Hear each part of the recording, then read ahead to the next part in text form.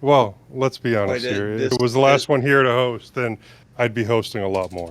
this college football playoff is even more messed up than ever this year. Well, let's be Boy, honest here. If this it was the last, the Big 12 Foosball. champion did not even get in. at least Pittsburgh is sucking less. Well, they're not in the championship. Penn State is, though. No, the Tennessee has to Penguins. go. Penguins. Yeah, well, Penguins. that doesn't count. Are there any rule differences between college football and NFL? Yes, but they are similar. Um, the biggest one I've noted is that pass interference. In the NFL, it's at the spot of the foul and first down. In college football, it's 15 yards or the spot of the foul, whichever is less, and automatic first down. So it's usually just you can be pass interference to the end zone and you still only get 15 yards instead of put the ball on the 1 yard line. You can just see Majid caught none of that because he has no point of reference for the rest of the terminology that you're using. I'm getting it. Because I have been, as I said, I was started watching a bit of NFL. It is vaguely enjoyable. The overtime rules are very different. The 2-minute warning rules are different. In the NFL, a 2-minute warning after the 2 minute, there is a break at 2-minute warning, which I don't believe there is in the first half of college. I could be wrong about that. But also after the 2-minute warning in the NFL, any play going out of bounds or pass that is dropped, incomplete pass, stops the clock, and it doesn't do that in college.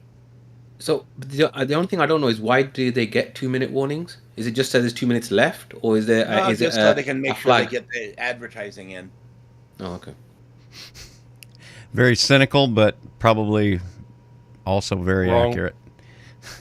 But anyhow, the Big 12 champion, which used to be a major conference before Texas and Oklahoma left this year, their champion does not even get into the playoffs.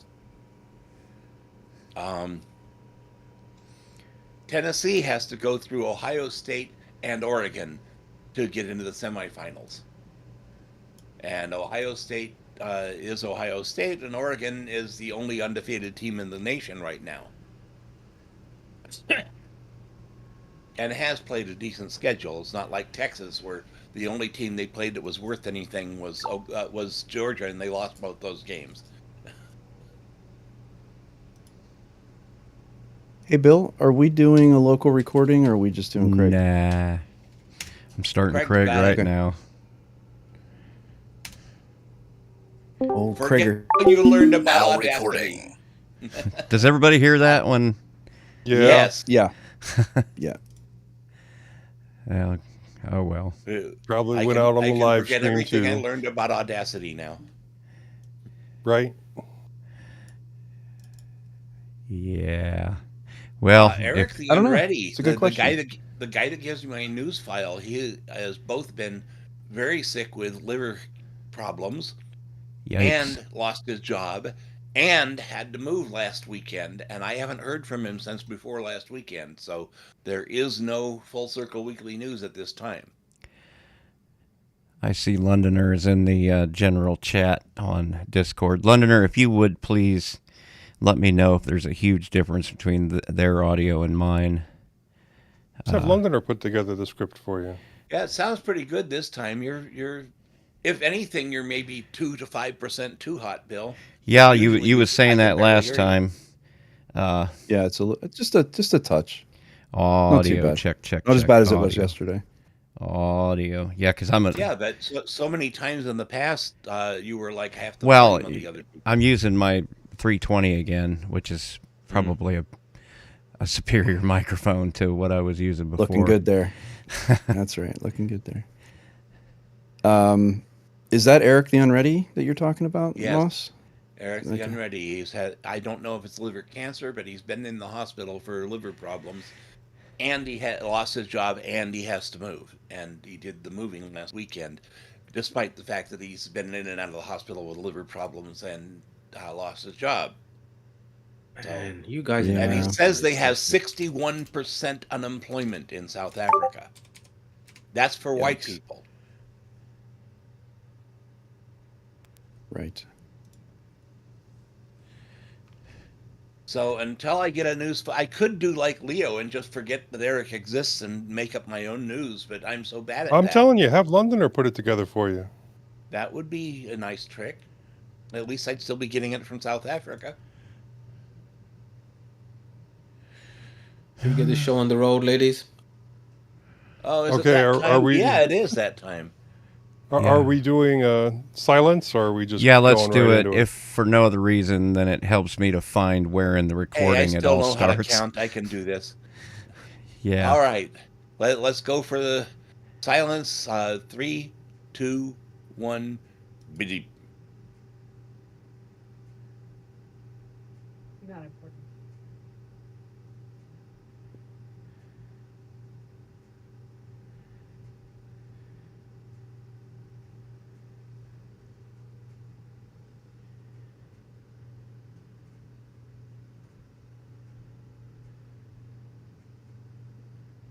I hope that's enough. Yeah. Let's Should do be. our zeros. 3, 2, 1. Zero. Zero. I don't know if Close we enough needed to for do a Bummer. 0 since it's all going to be synced up anyway. Yeah, it's fine Well- though. It helps everybody with because it's We awkward. might change, and we Yeah. don't want to have to learn it again. Right. Oh, okay, okay. All right, take it, Joe. Hold on, I got to find my radio voice. That's right. Welcome to mintCast, the podcast by the Linux Mint community for all users of Linux. This is episode 451. This is episode 451.5, recorded on Sunday, December 8th, 2024. Still here, I'm Joe. Hanging on, I'm Moss. Frozen stiff. I'm Bill. Deeming that deck, I'm Majid. Happy with my secondhand tech. I'm Eric. First up in the news, mintCast turned 16 while we weren't watching. Mint 22.1 being tested. Cinnamon 6.4 desktop environment release. U.S. law pushing Google to divest Chrome. El Capitan takes the lead. In security and privacy, hackers push fake Bitwarden updates. Chinese hackers push Linux-focused Wolfsbane. WordPress security flaw gives hackers admin access. Then in our wanderings, Bill cools the runnings, Joe cools his printer, Moss cools his e-readers, Majid gives in to temptation, and Eric finds value and delight in his second-hand hardware. In our innards section, we talk servers and mintCast infrastructure. And finally, the feedback and a couple of suggestions. Please remember, if you want to follow along with our discussion, the full show notes for this episode are linked in the show's description. First up, the news. Moss? Okay, mintCast is 16. On November 18th, 2008, the very first episode of mintCast was published. Charles Olson was a solo host for the first 2 episodes and was then joined by Rothgar from episode 3 onward. All episodes, including these very early ones, are available on mintcast.org. I think. Yeah. I'm just going to say, Happy birthday. Yes. happy birthday to us, sort of. I've just realized I don't think I actually listened to a Charles and Rothgar episode. Because I started listening when it was Scott and Rob, and that was already like about 100 in, wasn't it, or something like that? You could go back to that first That episode. far because we're only at 451 now, but okay. Rob was on for the longest time. Yeah. No one is ever going to catch Rob Hawkins. Anybody in touch with Rob, by the way? He's on the Discord. He talks every now and again. Yeah, we tried to bring him out every now and again, and he keeps just He's been on the pushing us show off. once or twice. Isn't he the one that said he doesn't Only use early. Linux anymore? Somebody got in Really? touch with one of the old timers, and he Something said like that. that he didn't use Linux anymore. And I thought, what sad words. Well, he hasn't been on the show for at least 100 episodes, I'm guessing. Well, I mean, that would be interesting to know, actually, as to why he doesn't. Yeah, that would be content because Yeah. So, Rob, we'd love to have you on, man. I'll just ping him on the Discord. Seriously. He's always open for a conversation. right on. Well, moving on from that, Linux Mint 22.1 ISOs are now being tested, and this is from the Mint community website, The Londoner. As of yesterday, that is December 7th, the latest ISOs for Mint 22.1 have entered the testing phase. This leads us to the next article, which is, in fact, Cinnamon's 6.4 desktop environment released from 9 to 5 Linux, also via Londoner. On November 28th, the Linux Mint team released the Cinnamon 6.4 desktop environment, which will be the default in the upcoming Linux Mint 22.1 Zia. Yes, that's the new code name. I'm not sure why that's a surprise. Release expected in late December 2024, near the Christmas holidays, or possibly early January. Highlights of the Cinnamon 6.4 desktop environment include a new default theme that's much darker and more contrast. The revamped theme features rounded elements, redesigned modal dialogues, support for panel highlights, support for colored buttons in dialogues, and a gap between the applets and the panel. The new default Cinnamon theme also features updated styling for the calendar applet and the power applet menu. Updated switch styling to match the new background color and reduced horizontal padding on notification buttons. The revamped theme will be enabled by default on all new Linux Mint installations. Cinnamon 6.4 also comes with a built-in nightlight feature in display settings to help reduce eye strain when working at night on your computer. A force quit dialog written in Clutter that will appear when an application is frozen and no longer responds, as well as a new status applet. On top of that, Cinnamon 6.4 modernizes the media buttons and workspace OSDs, improves notifications, animations, and the application launcher, renames the quit option to shut down in the main menu, and renames the logout option and capitalizes the lock screen option in main menu. It also adds power profile options to the power module, along with support for freedesktop.org power profiles, dbus. Adds support for running the Network Manager applet, that's the nm-applet, during session fallback. Adds an option for showing notifications in full screen, and makes notification states immutable.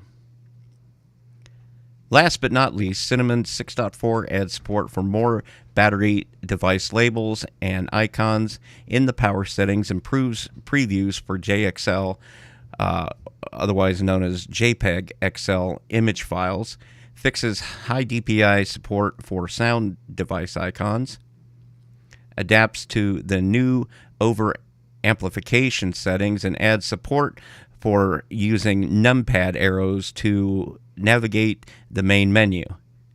The grouped window list applet also has been updated with a new option to list windows only from the current monitor.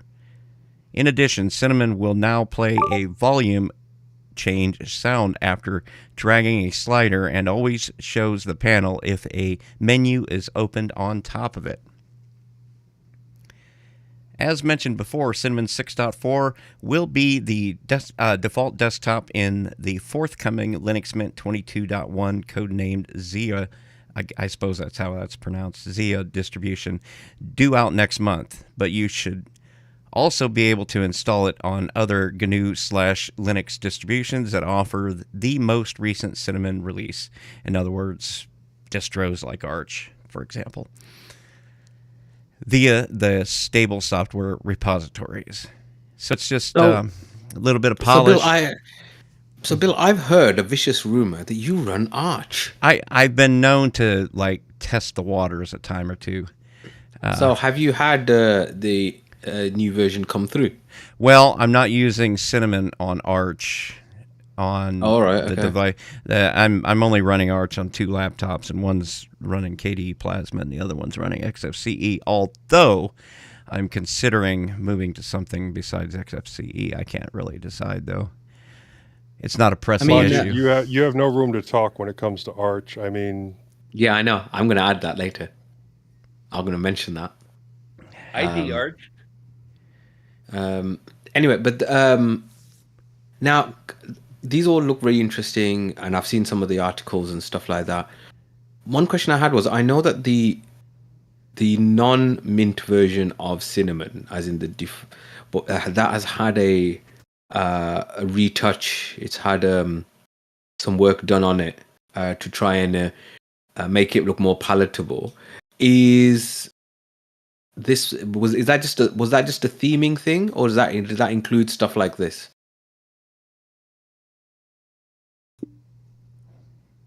Anybody know?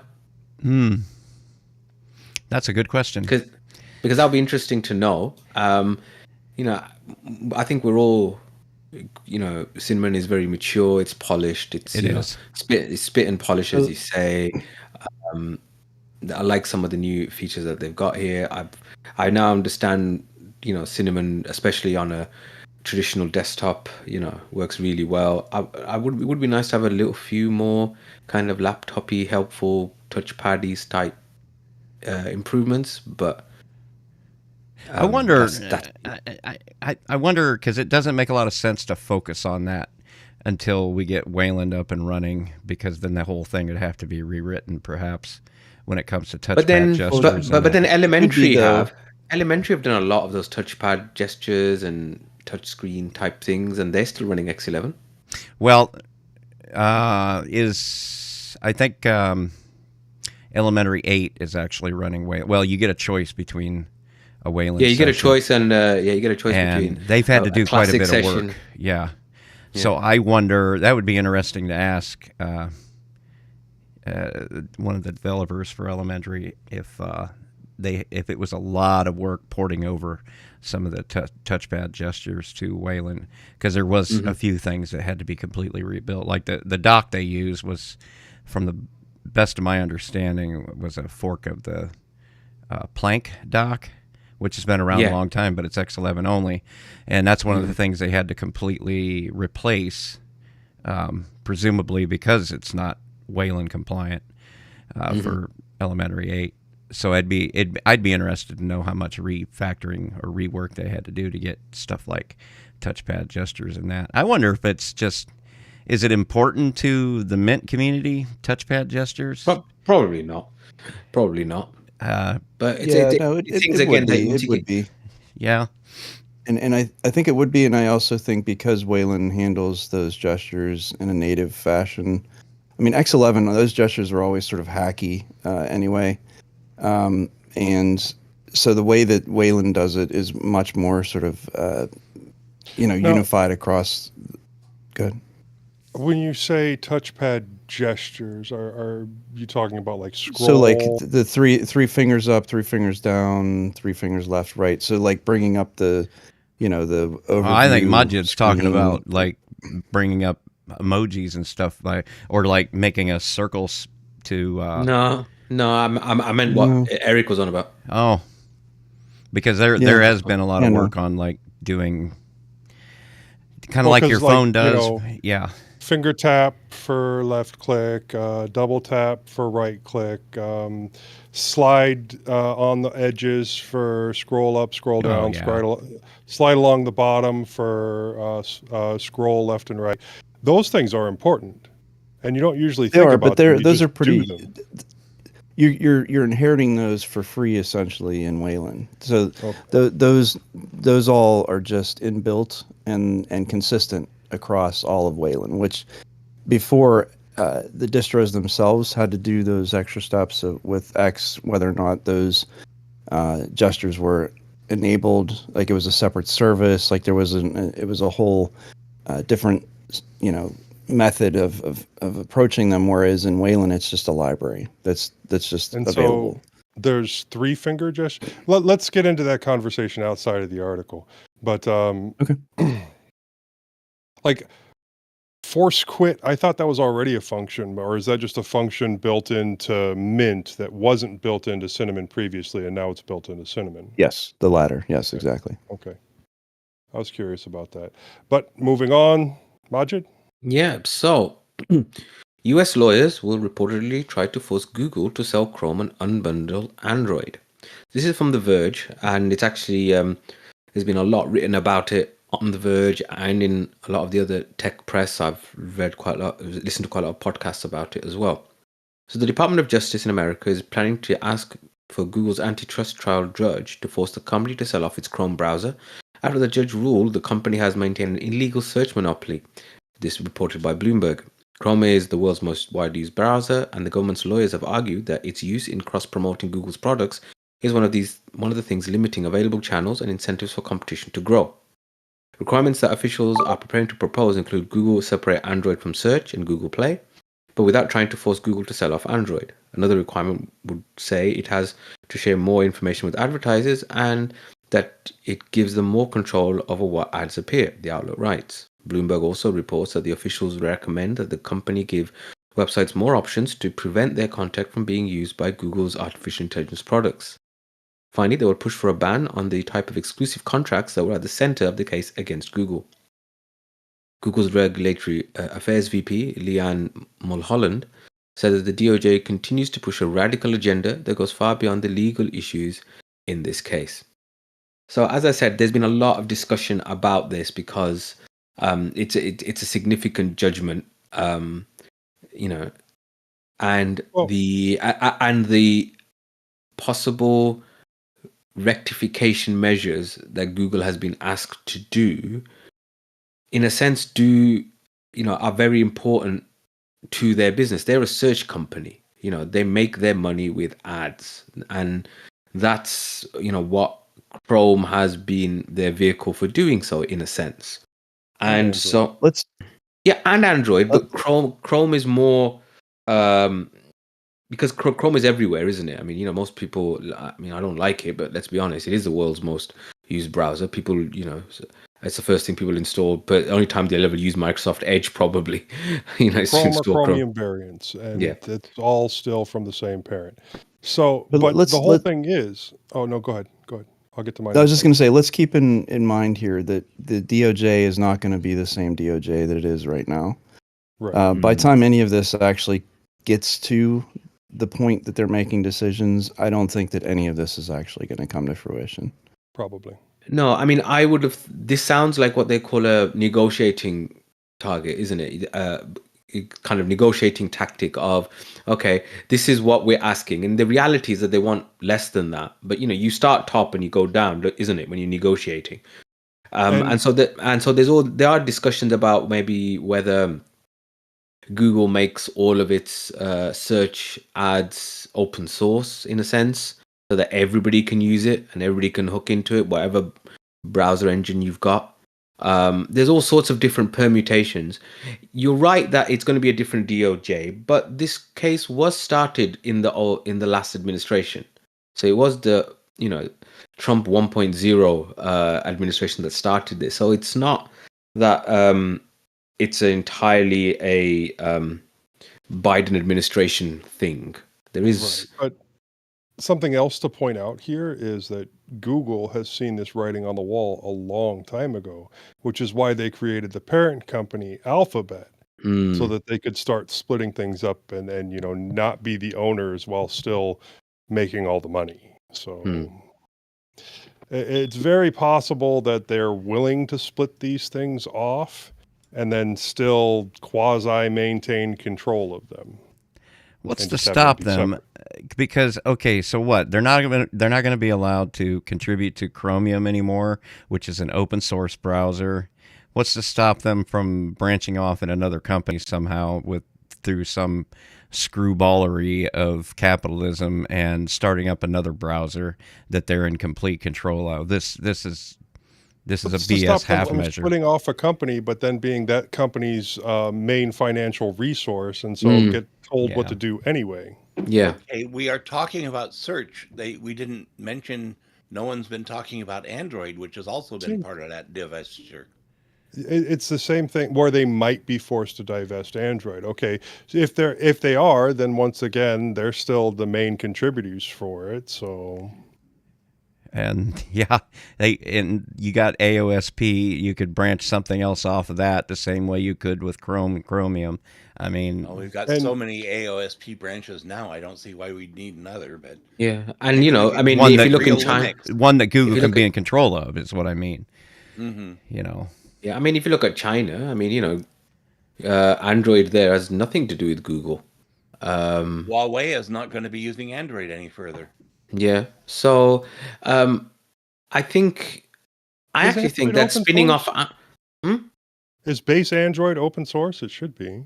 AOSP. AOSP. Yeah, it is, but Okay. the new Harmony OS from Huawei doesn't even run that. It's its own proprietary Well, it thing. would be nice to see something else break out into the market and actually do well, other than the big two. Yeah, And it is just that, the big two, when it Yeah. comes to cell phones. yeah, very true, very true. So yeah, we could talk about that for a very long time, but there's so many unknowns, I think, as well. Once And as again, we Eric need to pointed- move on. Yeah, but we need to move on. Eric? All right. So, all hail our new leader. AMD powered El Capitan becomes officially the world's fastest supercomputer. And we were talking before we started recording that the choice of El Capitan is kind of an interesting one because that's a pretty recognizable name in the tech industry, considering that there was a macOS version called Yeah. El Capitan. So, anyway, that oddity aside, this is from Tech Radar.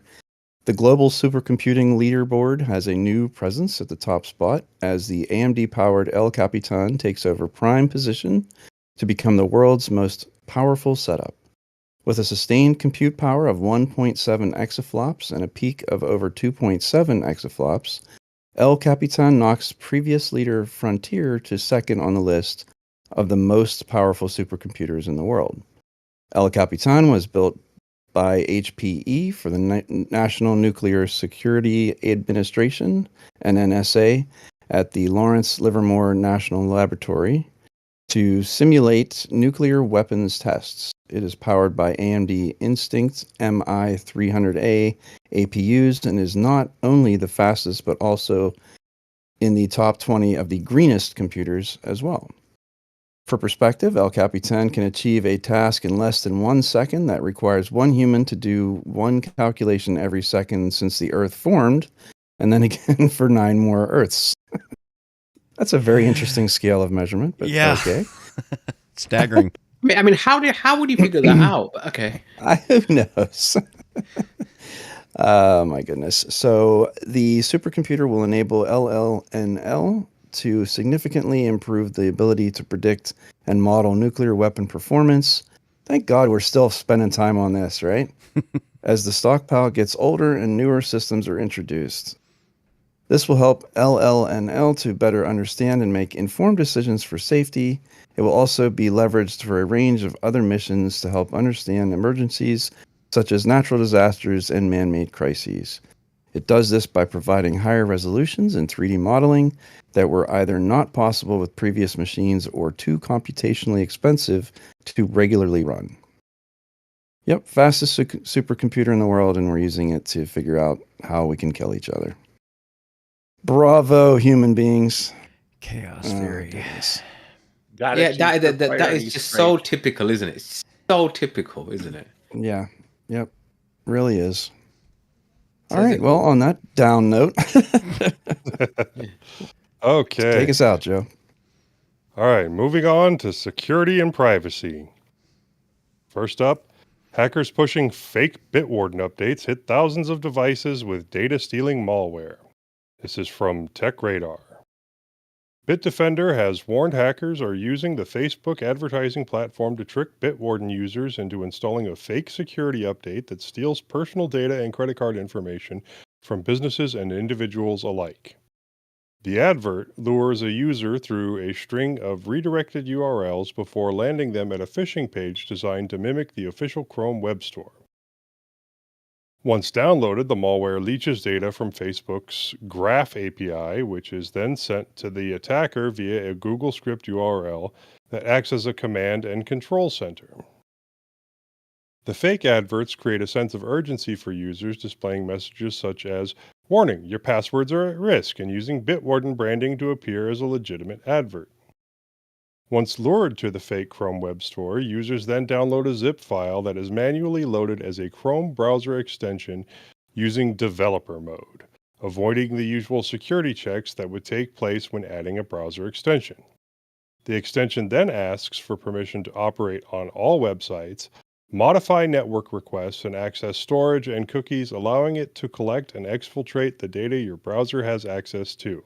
Once the extension is opened, the malware looks for the C_user cookie on Facebook, which contains the Facebook user ID.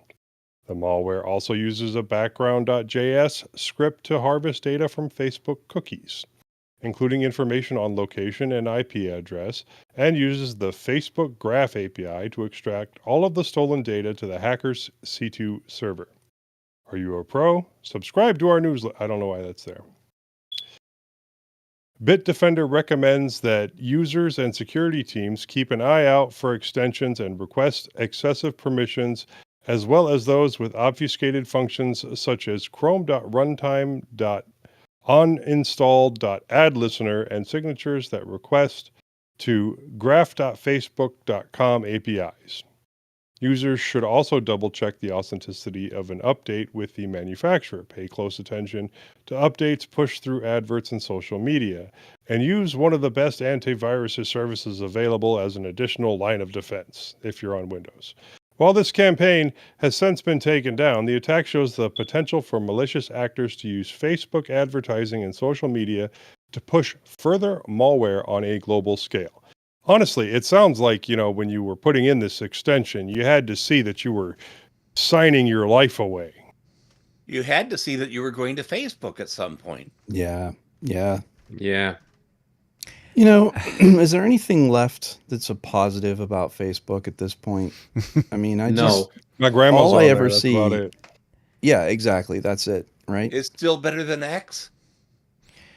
I wouldn't know. Yeah, okay. Well, I mean, I that's don't kind of like saying, do you want HIV or syphilis? Can I have neither? Has anybody tried out Blue Sky, the supposed Yes, I alternative? have, actually. No, I didn't gosh, let dang it. it, Joe. I have, actually, and it's like an early Twitter. Oh, Yeah. well, before the bots and the hate. well, That's then about it's it. only a Yeah. matter of time. But it's still owned by a group of billionaires, and they can sell it to any other group of billionaires they want to, and no, not giving away stuff to them. Yeah. Mastodon, baby. I like Mastodon. I'm not sure how I feel about the adoption that it's had. I don't think it's ever going to be fully. No, I mean, it hasn't. And there was an interesting statistic that, Blue Sky has now overtaken Mastodon as well. Yeah, and it's been around for like 5 Blue minutes. Sky's on. Blue Sky's got what, 15 million active users compared to Mastodon's 8 apparently, and Threads is 200. George Takei posted a couple weeks ago that his access to his listeners, his responses from his listeners, is like 10 times on Mastodon what it was on Twitter. And Yeah, because Twitter's just full of so much shit that, trawling through it to actually get what you want is, it's not worth the hassle, really. Mastodon is still algorithm free and always will be. I will say though, the one thing I won't say I miss, but the thing with Twitter was that if you was just using it for your news and things, you would get, the algorithm would feed you, at least in theory, the stuff that you wanted to see. The major news sites and that were using it, and they were. But you see how so many of the major news sites have stopped using it. So the Guardian, the newspaper in the UK, made a big hoo-ha about it was no longer posting on X anymore. Yeah. Because of the way that it is. So, and I suppose that's one of the things people are saying about Blue Sky, that it's still real time, because Mastodon, isn't algorithmically driven, but Threads is, and Threads still hasn't got any real time news type I am stuff going on. so tired of getting ads for Threads. I don't want Threads. I don't want on another thing. I am not installing another thing on my phone that's going to bug me with notifications all day long. enough of that, honestly. But there is no one-stop shop, is there? If you want to follow this guy, you got to have this Anyways, thing. we're once again off track. Yeah, we digress. All right, moving on. Eric. All right. So Chinese hackers target Linux with new Wolfsbane malware. This is from Bleeping Computer. A new Linux backdoor called Wolfsbane has been discovered, believed to be a port of Windows malware used by Chinese Gelsemium. Better you than me. Hacking group. Got it, brother. ESET security researchers who analyze Wolfsbane report that Wolfsbane is a complete malware tool featuring a dropper, launcher, and backdoor, while it also uses a modified open source rootkit to evade detection. The researchers also discovered Firewood, another Linux malware that appears linked to Project Wood, Windows malware. However, Firewood is more likely a shared tool used by multiple Chinese APT groups rather than a exclusive or private tool. ESET says the two malware families, both appearing on VirusTotal over the last year, are part of a broader trend where APT groups increasingly target Linux platforms due to Windows security getting stronger. The trend of APT groups focusing on Linux malware is becoming more noticeable. We believe this shift is due to improvements in Windows email and endpoint security, such as the widespread use of endpoint detection and response tools, and Microsoft's decision to disable Visual Basic for applications macros by default. Consequently, threat actors are exploring new attack avenues with a growing focus on exploiting vulnerabilities in internet-facing systems, most of which run on Linux. Wolfsbane is introduced to targets via a dropper named cron, which drops the launcher component disguised as a KDE desktop component. Depending on the privileges it runs with, it disables SE Linux, creating system service files, or modifies user configuration files to establish persistence. The launcher loads the privacy malware component, UDEVD, which loads 3 encrypted libraries containing its core functionality and command and control communication configuration. Finally, a modified version of the BEURK userland rootkit is loaded via etc ld.so.preload for system-wide hooking to help hide processes, files, and network traffic related to Wolfsbane's activities. The Wolfsbane hider rootkit hooks many basic standard C library functions such as open, stat, reader, and access, explains ESET. While these hooked functions invoke the original ones, they filter out any results related to Wolfsbane malware. Wolfsbane main operation is to execute commands received from the C2 server using predefined command function mappings, which is the same mechanism as the one used in its Windows counterpart. These commands include file operations, data exfiltration, and system manipulation, giving them total control over compromised systems.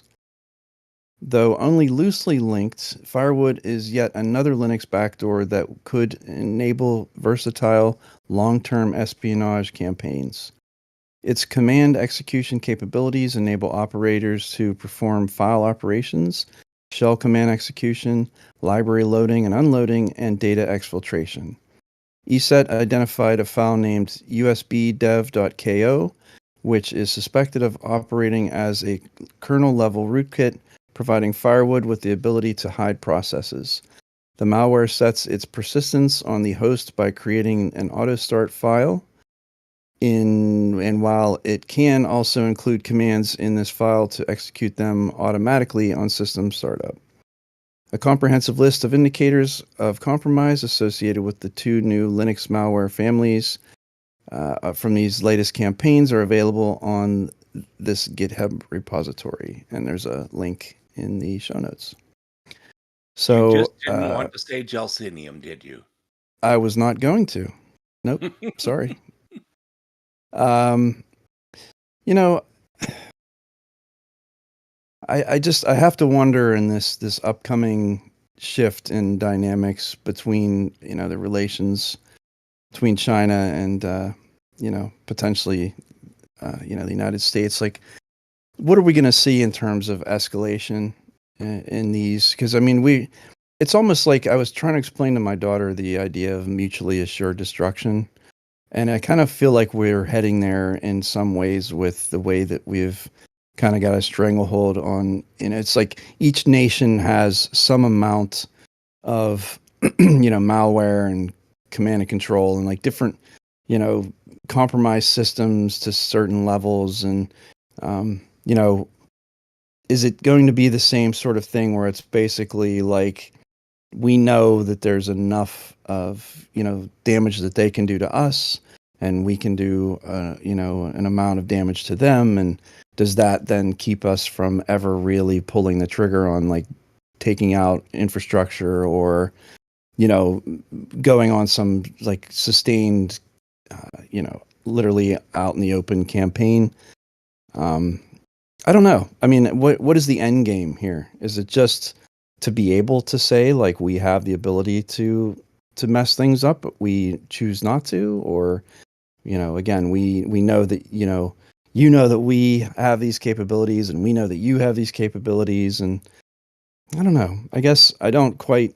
I know some state hackers, obviously they want money, right? I mean, North Korea is funding their government basically through a lot of things like this, and they're not alone, but I just feel like every time I read something like this, like where is this taking us, And it's also interesting that because they make Windows a little bit more difficult to hack, that the low-hanging fruit now, swings back towards Linux, and there are plenty of Linux systems out there that are not, properly secured, because you have people in those positions that, are probably just copy pasta, finding they're going on some website and finding the command to set up a SSH server, and and just pasting in the values that they find.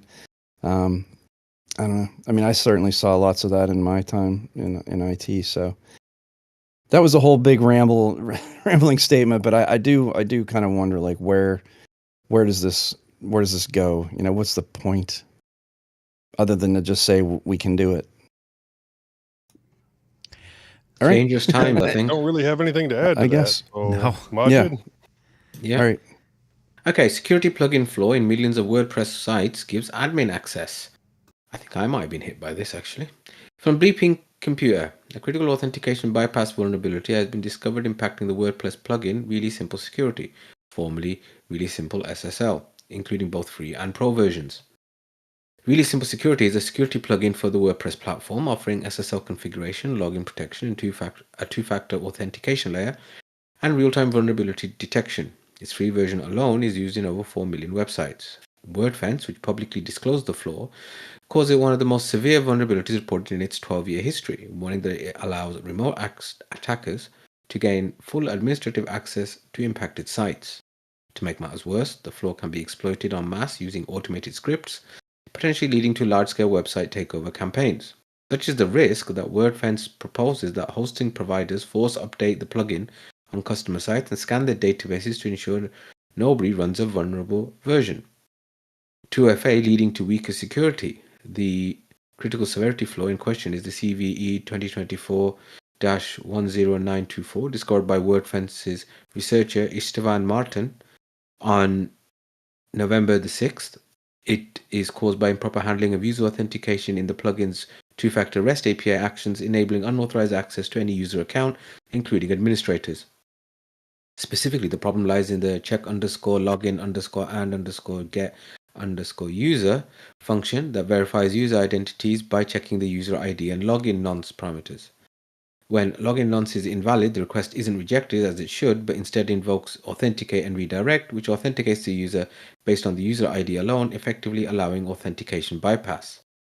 The flaw is exploitable when two-factor authentication is enabled, and even though it's disabled by default, many administrators will allow it for stronger account security. The CVE 2024-10.9.24 impacts plugin versions from 9.0.0 up to 9.1.1.1 of the free Pro and Pro multi-site releases. The developer addressed the flaw by ensuring that the code now correctly handles the login nonce verification fails, exiting the check login and get user function immediately. Fixes were applied to version 9.1.2 of the plugin, released on November 12th for the Pro version and 14th for free users.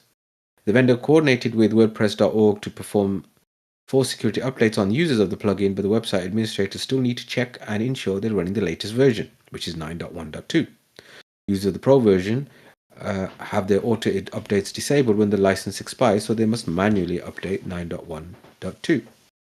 As of yesterday, the WordPress.org stats site, which monitors installs of free versions of the plugin, showed approximately 450,000 downloads, leaving 3.5 million sites potentially exposed to the flaw. So the reason I said that I thought I had been affected by this, I haven't actually, but there was some. We have a WordPress website for our anesthesiology department, and one of the residents did get in touch and saying that there was too many details available, without necessarily a login and stuff like this. So initially I wondered whether it was this, and then I just realized it was probably just problems with permissions. Well, but yeah, I mean, yeah, this brings up a good point actually, because okay. This is a separate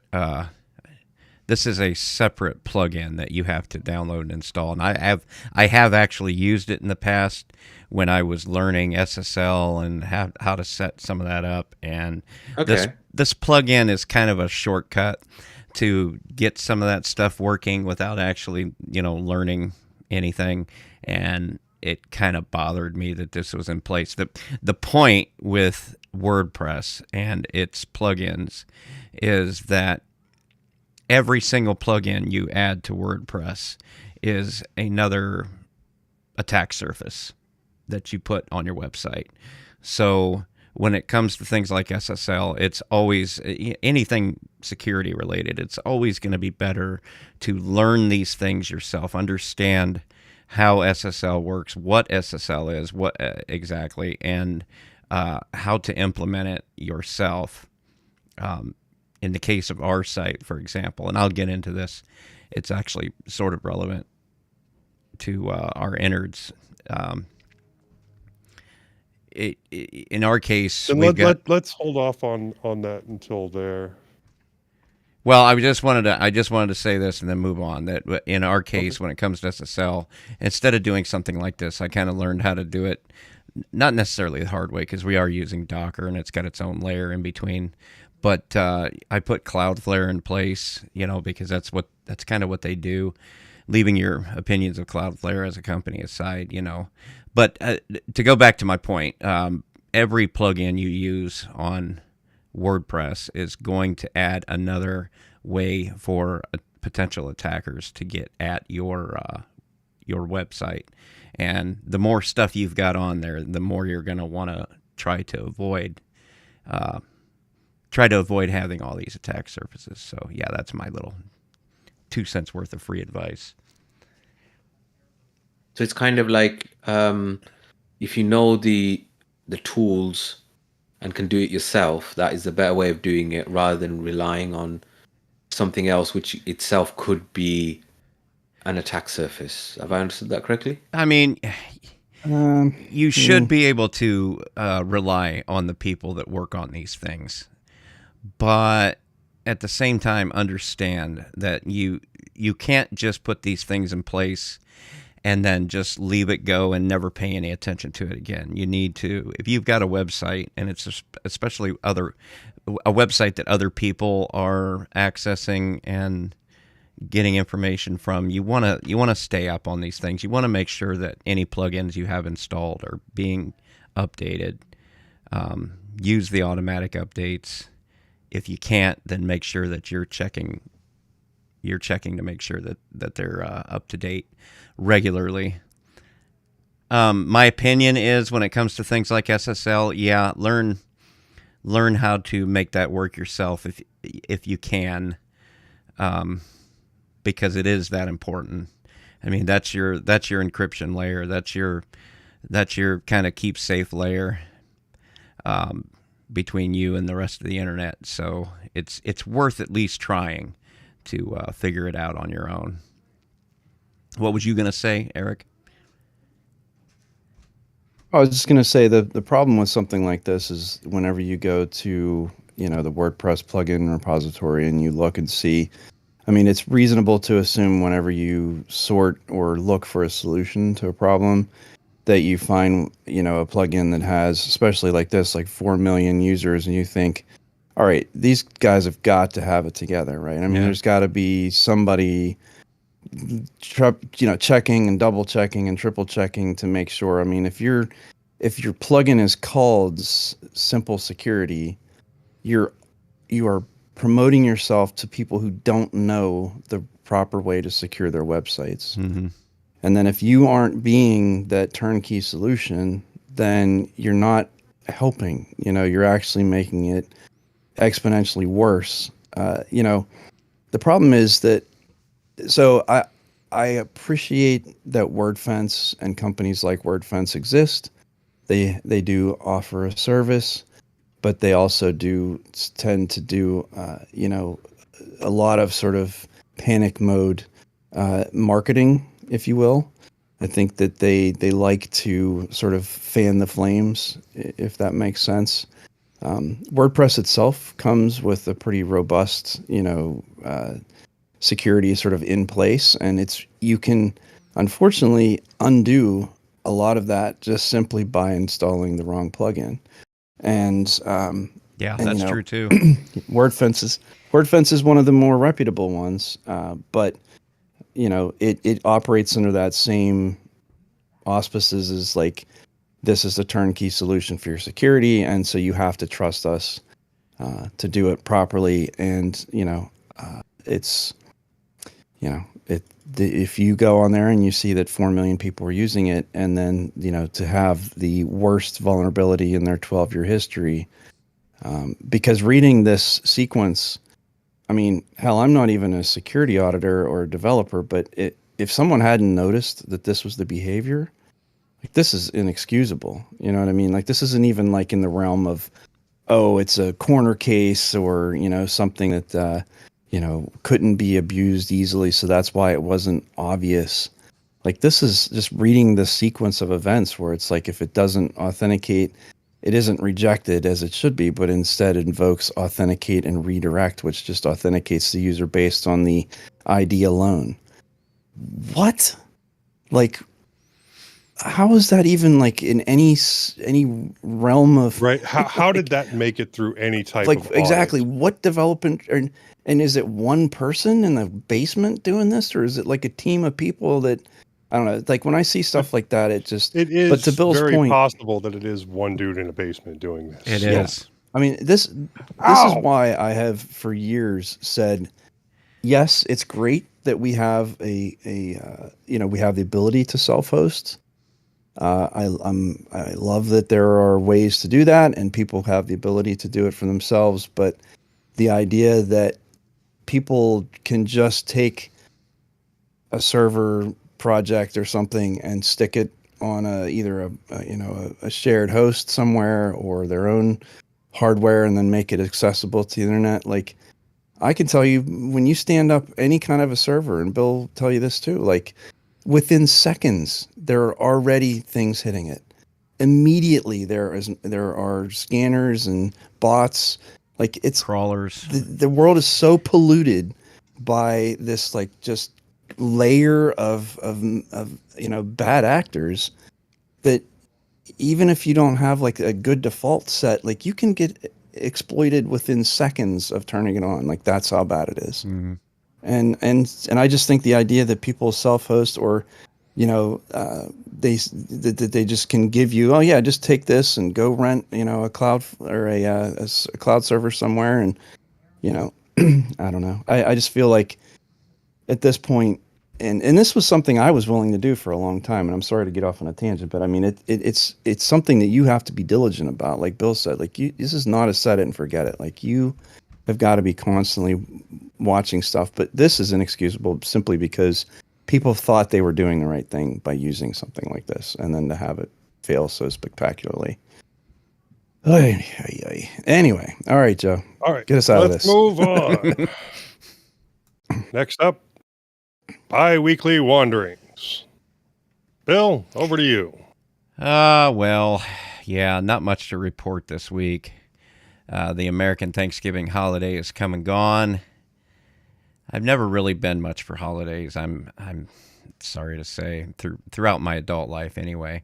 One thing I was looking forward to was our annual Three Fat Truckers. I wrote Two Fat Truckers. Three Fat Truckers Black Friday dinner. Once a year, a bunch of us meet up at an out-of-the-way steakhouse in rural Bronson, Michigan, for a rather gluttonous red meat feast. Admittedly, I've always preferred the company of friends. The biggest reason I've traditionally not enjoyed family get-togethers is, as I read this, I feel kind of bad for saying this stuff, but it's true.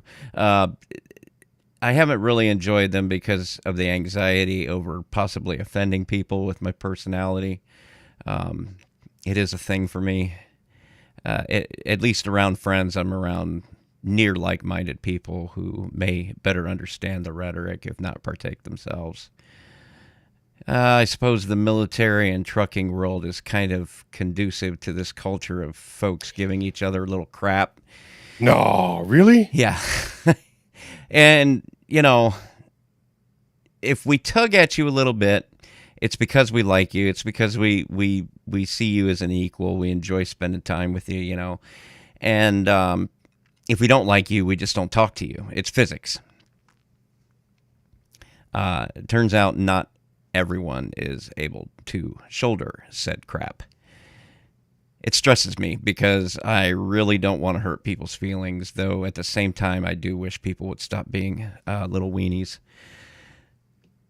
Okay, so tech. Let's see. All right. I did do some work on the servers behind me over that 4-day weekend.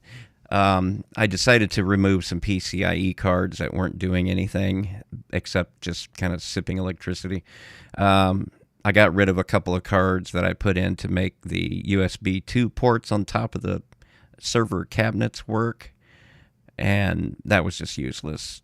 So I got rid of those. There's already two USB 3 ports on both of them that are wired directly to the motherboard headers, and I hardly ever use those for anything. So having that redundancy was really kind of useless. One of the servers, the Xeon Dell server, is running on an NVMe hard disk, so I decided to preempt any possible overheating problems. I purchased a Thermalright HR9 2280 Pro SSD heatsink. I got a link to the Amazon listing for that. It's a big old honking overkill bit of hardware that has excellent reviews. It looks ridiculous, but it's this big radiator-looking thing that you screw onto a NVMe drive. But it actually works really well. I don't have any actual numbers, but I think it's important for servers that are running containerized services 24 hours a day and 7 days a week. I've noticed overall improvements in temperature, in overall running temperature. Like I said, I don't have any numbers to back that up, but I might put together something in the future. I've decided to switch back to my Electro Voice RE320 microphone, which is the one I'm using right now. For some time now, I've been using my Samsung Q9X. Recently, I've seen some rather scathing review videos, all hating on the Q9X and loving on the RE320. While I don't necessarily agree with the negative reviews on the Q9, I've been considering switching back to the 320 for some time now. I've got a lot of mics. I've got one or two. Some I've used many times, others that I've yet to even ever plug in. Some mics are just better suited for podcasting than others, and some mics are only really suitable for being displayed, I think, especially like the condenser microphones. They would not work real well in this setup I've got because I've really got no soundproofing going on, and they would pick up everything, family living upstairs, and everything. So that wouldn't work real well. But yeah, that's all I've got. How about you, Joe? Well, I got like 4 weeks worth of stuff. I didn't include everything tech-wise that I did, but I did a lot of 3D printing again, of course. I had gotten a roll of PETG to run through. I've previously done a lot of printing with PETG, but switched to PLA for a while just because it's easier to print with. PETG is supposed to be more durable and flexible than PLA, so better for practical applications, while not really being any more expensive, usually. I used it to print some Olympic adapters for my adjustable dumbbells. It actually printed out really well. I put some hairspray on my PEI bed and dropped the cooling to nearly nothing. I was somewhat disappointed as I found the final product to be extremely brittle compared to the PLA version that I had printed, probably due to the fact that I rely on walls for strength instead of infill and usually use like lightning infill to save on material. I'll probably have to change this for certain prints going forward, but it did work really well in PLA. After that, I redesigned the STL that I had gotten from Thingiverse so that it was shorter and had less of a backstop so that it would fit better on the stubby dumbbells that I have. Final product came out really well and should be adaptable enough for me to mix Olympic and standard weights if I need to. And I was able to get 4 of them out of one roll with plenty of material left over. Plus, the smaller size increases the overall strength, so I'm not worried about it breaking the first time I drop it. I also printed out some screw together cylinders that I can use, cylinder containers that I can use to store some of the 4mm screwdriver kits that I have where the original container is no longer in good condition. I was also able to get one together for the larger bits using the 3D printed screwdriver handle that I had made before. Um, I have still been practicing my 3D design skills, and while I would not call myself good at it, I would say that I am improving. I designed and 3D printed a holder with separate compartments for my vaporizer and e-juice that screws into the side of my chair in the garage to replace the cheap single pocket one that I had hanging there previously. It did not take long to design and it did not take long to print.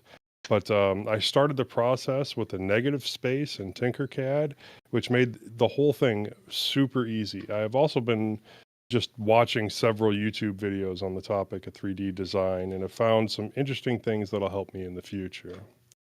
Final product came out great and also printed in PETG and is screwed into the arm of my chair for convenience.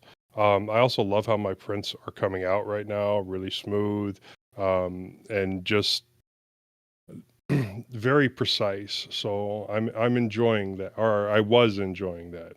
Well, I need to go through all of my Bluetooth headphones again. I'm down to the last couple that are working properly, and I'll need to start replacing cables again and probably cleaning switches with some isopropyl alcohol or some deoxit. I might also have to look into new batteries for some of them, but I think I have those sourced. I'm also on the lookout for alternatives. And while some companies do make low-cost neckband headphones, they rarely seem to have decent microphones. So the hunt for now will continue. And I have fixed 4 of the HBS 770s headphones with either shortening the headphone cable because they got a break right where it connects to the board, or completely replacing it with the new cables that I had ordered from AliExpress. And those have all come out good. Although I did have one HBS 800 that I ended up tearing a pad on and just ended up stripping for parts. I Joe? didn't see the point. Huh. Joe, you were talking about using isopropyl alcohol. In my experience, isopropyl leaves some residue. The higher 90% or better is not bad, but you'd probably do better using Everclear. Everclear? I will give that a try then. Okay. Just don't But drink the it. 800, because of how the cable is run through the other piece of plastic, when I took it apart the second time to fix a small issue, I tore the pad off, and I didn't really see the point in trying to dig around and find and scrape and find where I could fix that pad. So I pulled the battery and I left it off to the side to eventually pull the switch off.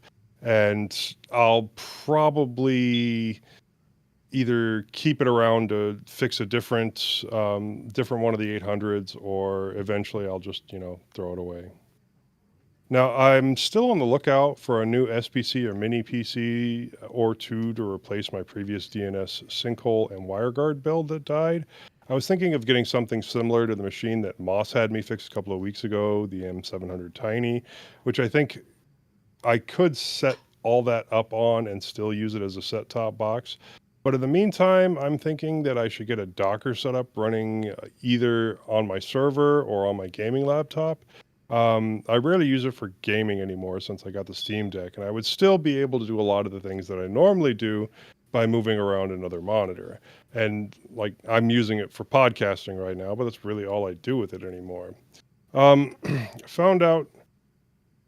Oh, and I do also want to mention that currently I had moved my little 1X, that little tiny laptop. It's acting as my set-top box right now. I don't really like that, but my my Dell Latitude that I was using just isn't able to keep up anymore for some reason. I don't know if it's the HDMI adapter that's causing the issues, or it's just cruffed up, and I need to redo the SSD, or what. It's something I'm still looking into. It's not something that I'm overly interested in taking care of because, well, it's got a broken screen, and if I'm gonna buy a new screen for it, I might as well just buy a different freaking Latitude because the price is the same when you're looking Joe, at those used devices. I could probably send you my current studio machine, the M700. Since you fixed my i7, I'm running the i5 in my studio right now, and as you said, the capacitors might be going bad, but I don't know that for a fact. Just it was your good guess, but Yeah, you can play with especially that since one. I got all those spare parts from your other one. Sure. Well, Yeah. I'll just swap out the hard drives and start running the i7 that you fixed and send you the i5. Okay, that sounds good. But oh yeah. But the Latitude that I have, I could probably turn that into my DNS sinkhole slash WireGuard setup and see how it works from there. That would allow me to wipe out the SSD and start over on it. So we'll see what I end up doing. I just don't want to keep the 1X long term acting as a set-top box because I really enjoy it as, a mini computer that I get to carry around. Now, I found out that the Dell Venue 7140, the other Dell tablet that I use, um, no longer, the audio on it no longer works on modern kernels. I tried for a couple of hours to get it to work, but nothing so far, and others have reported the exact same thing, at least for the built-in audio. Obviously, USB audio still works, and it looks like the mini HDMI ports audio works, and surprisingly, the camera works perfect, which if I remember right, it never really used to. I guess the Broadwell RT286 is just too old to be properly supported in Linux anymore. I mean, I don't use the built-in audio much anyway, and most 3.5 millimeter jacks from that time period suck. But it's still nicer when everything is working, and it's getting harder and harder to keep recommending that device, especially as a Linux device. Now, my wife got me a nightstand organizer that is a little smaller than my old one. It has a place to set up your phone, either standing or laid down for a wireless charger. It has a small shelf, I assume for a wallet, and two pegs for like keys and rings. There's also a cutout for watches to hang, and it's solid wood, and it's nice.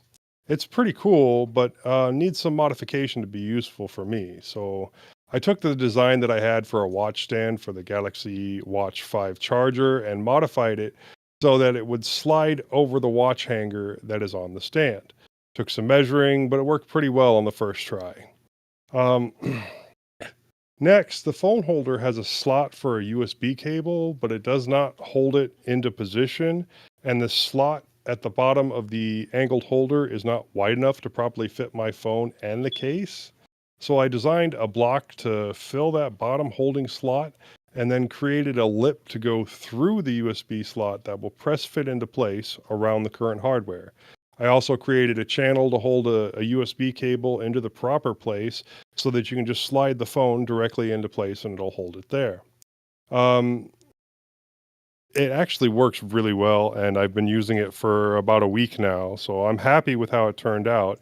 And I'm going to design another hanger to go on the back of the organizer so that I have a place for my neckband headsets.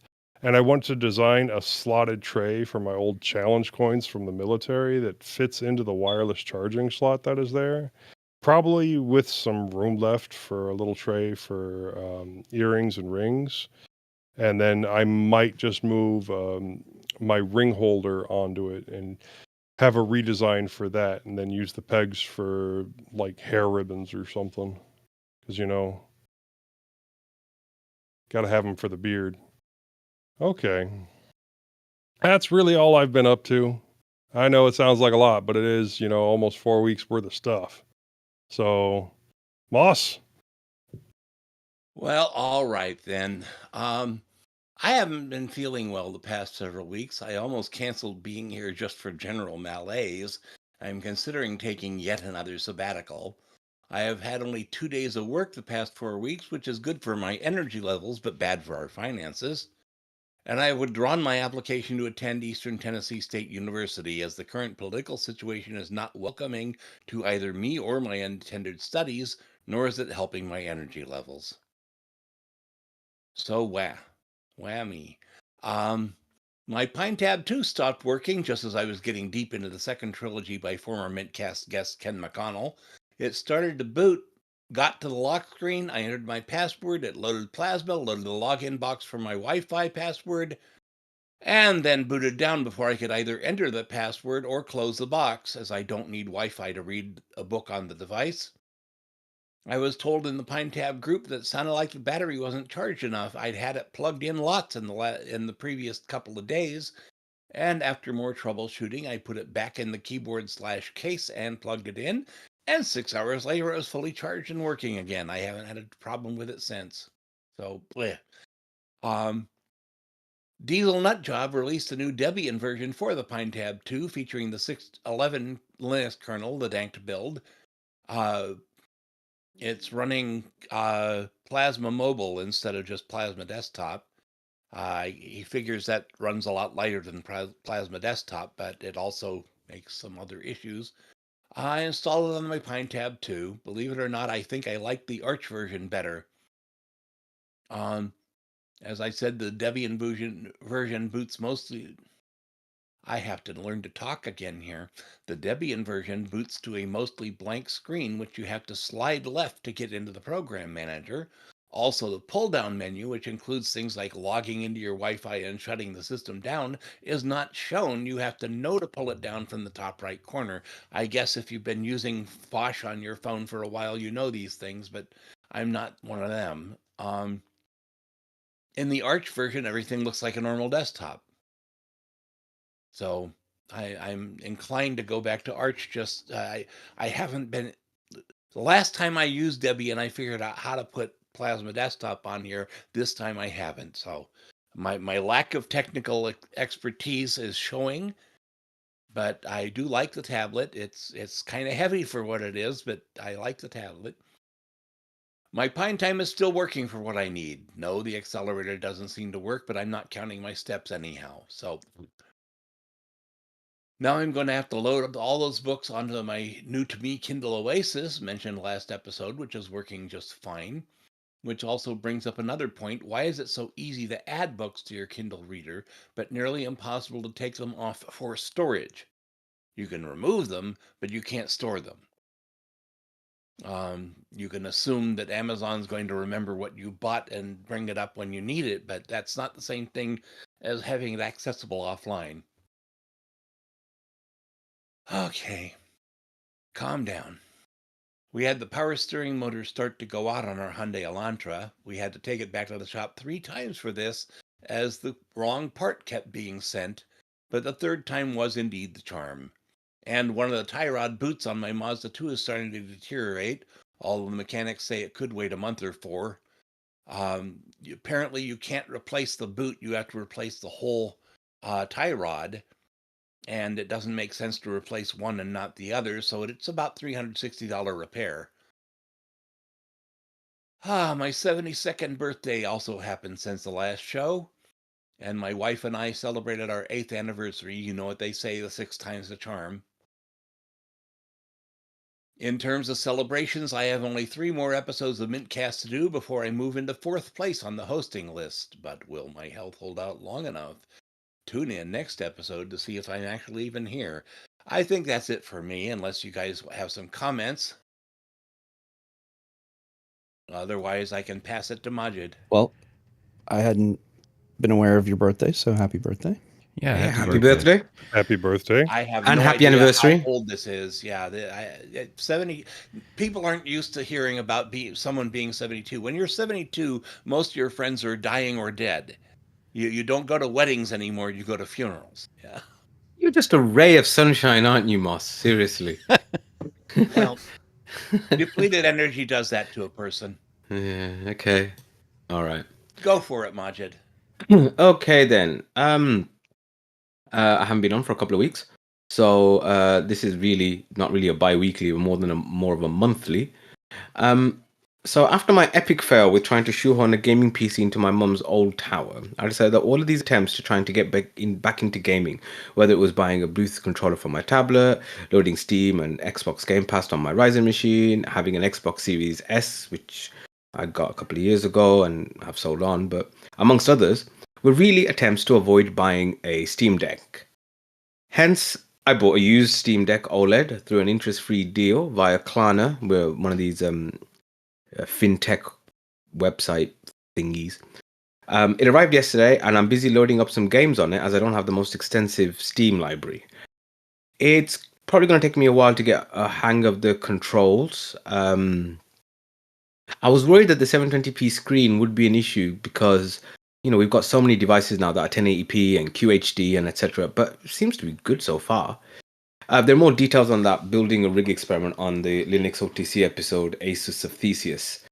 But yeah, so I've got it. I haven't actually played the game yet because our internet was so rubbish yesterday because of Storm Dara.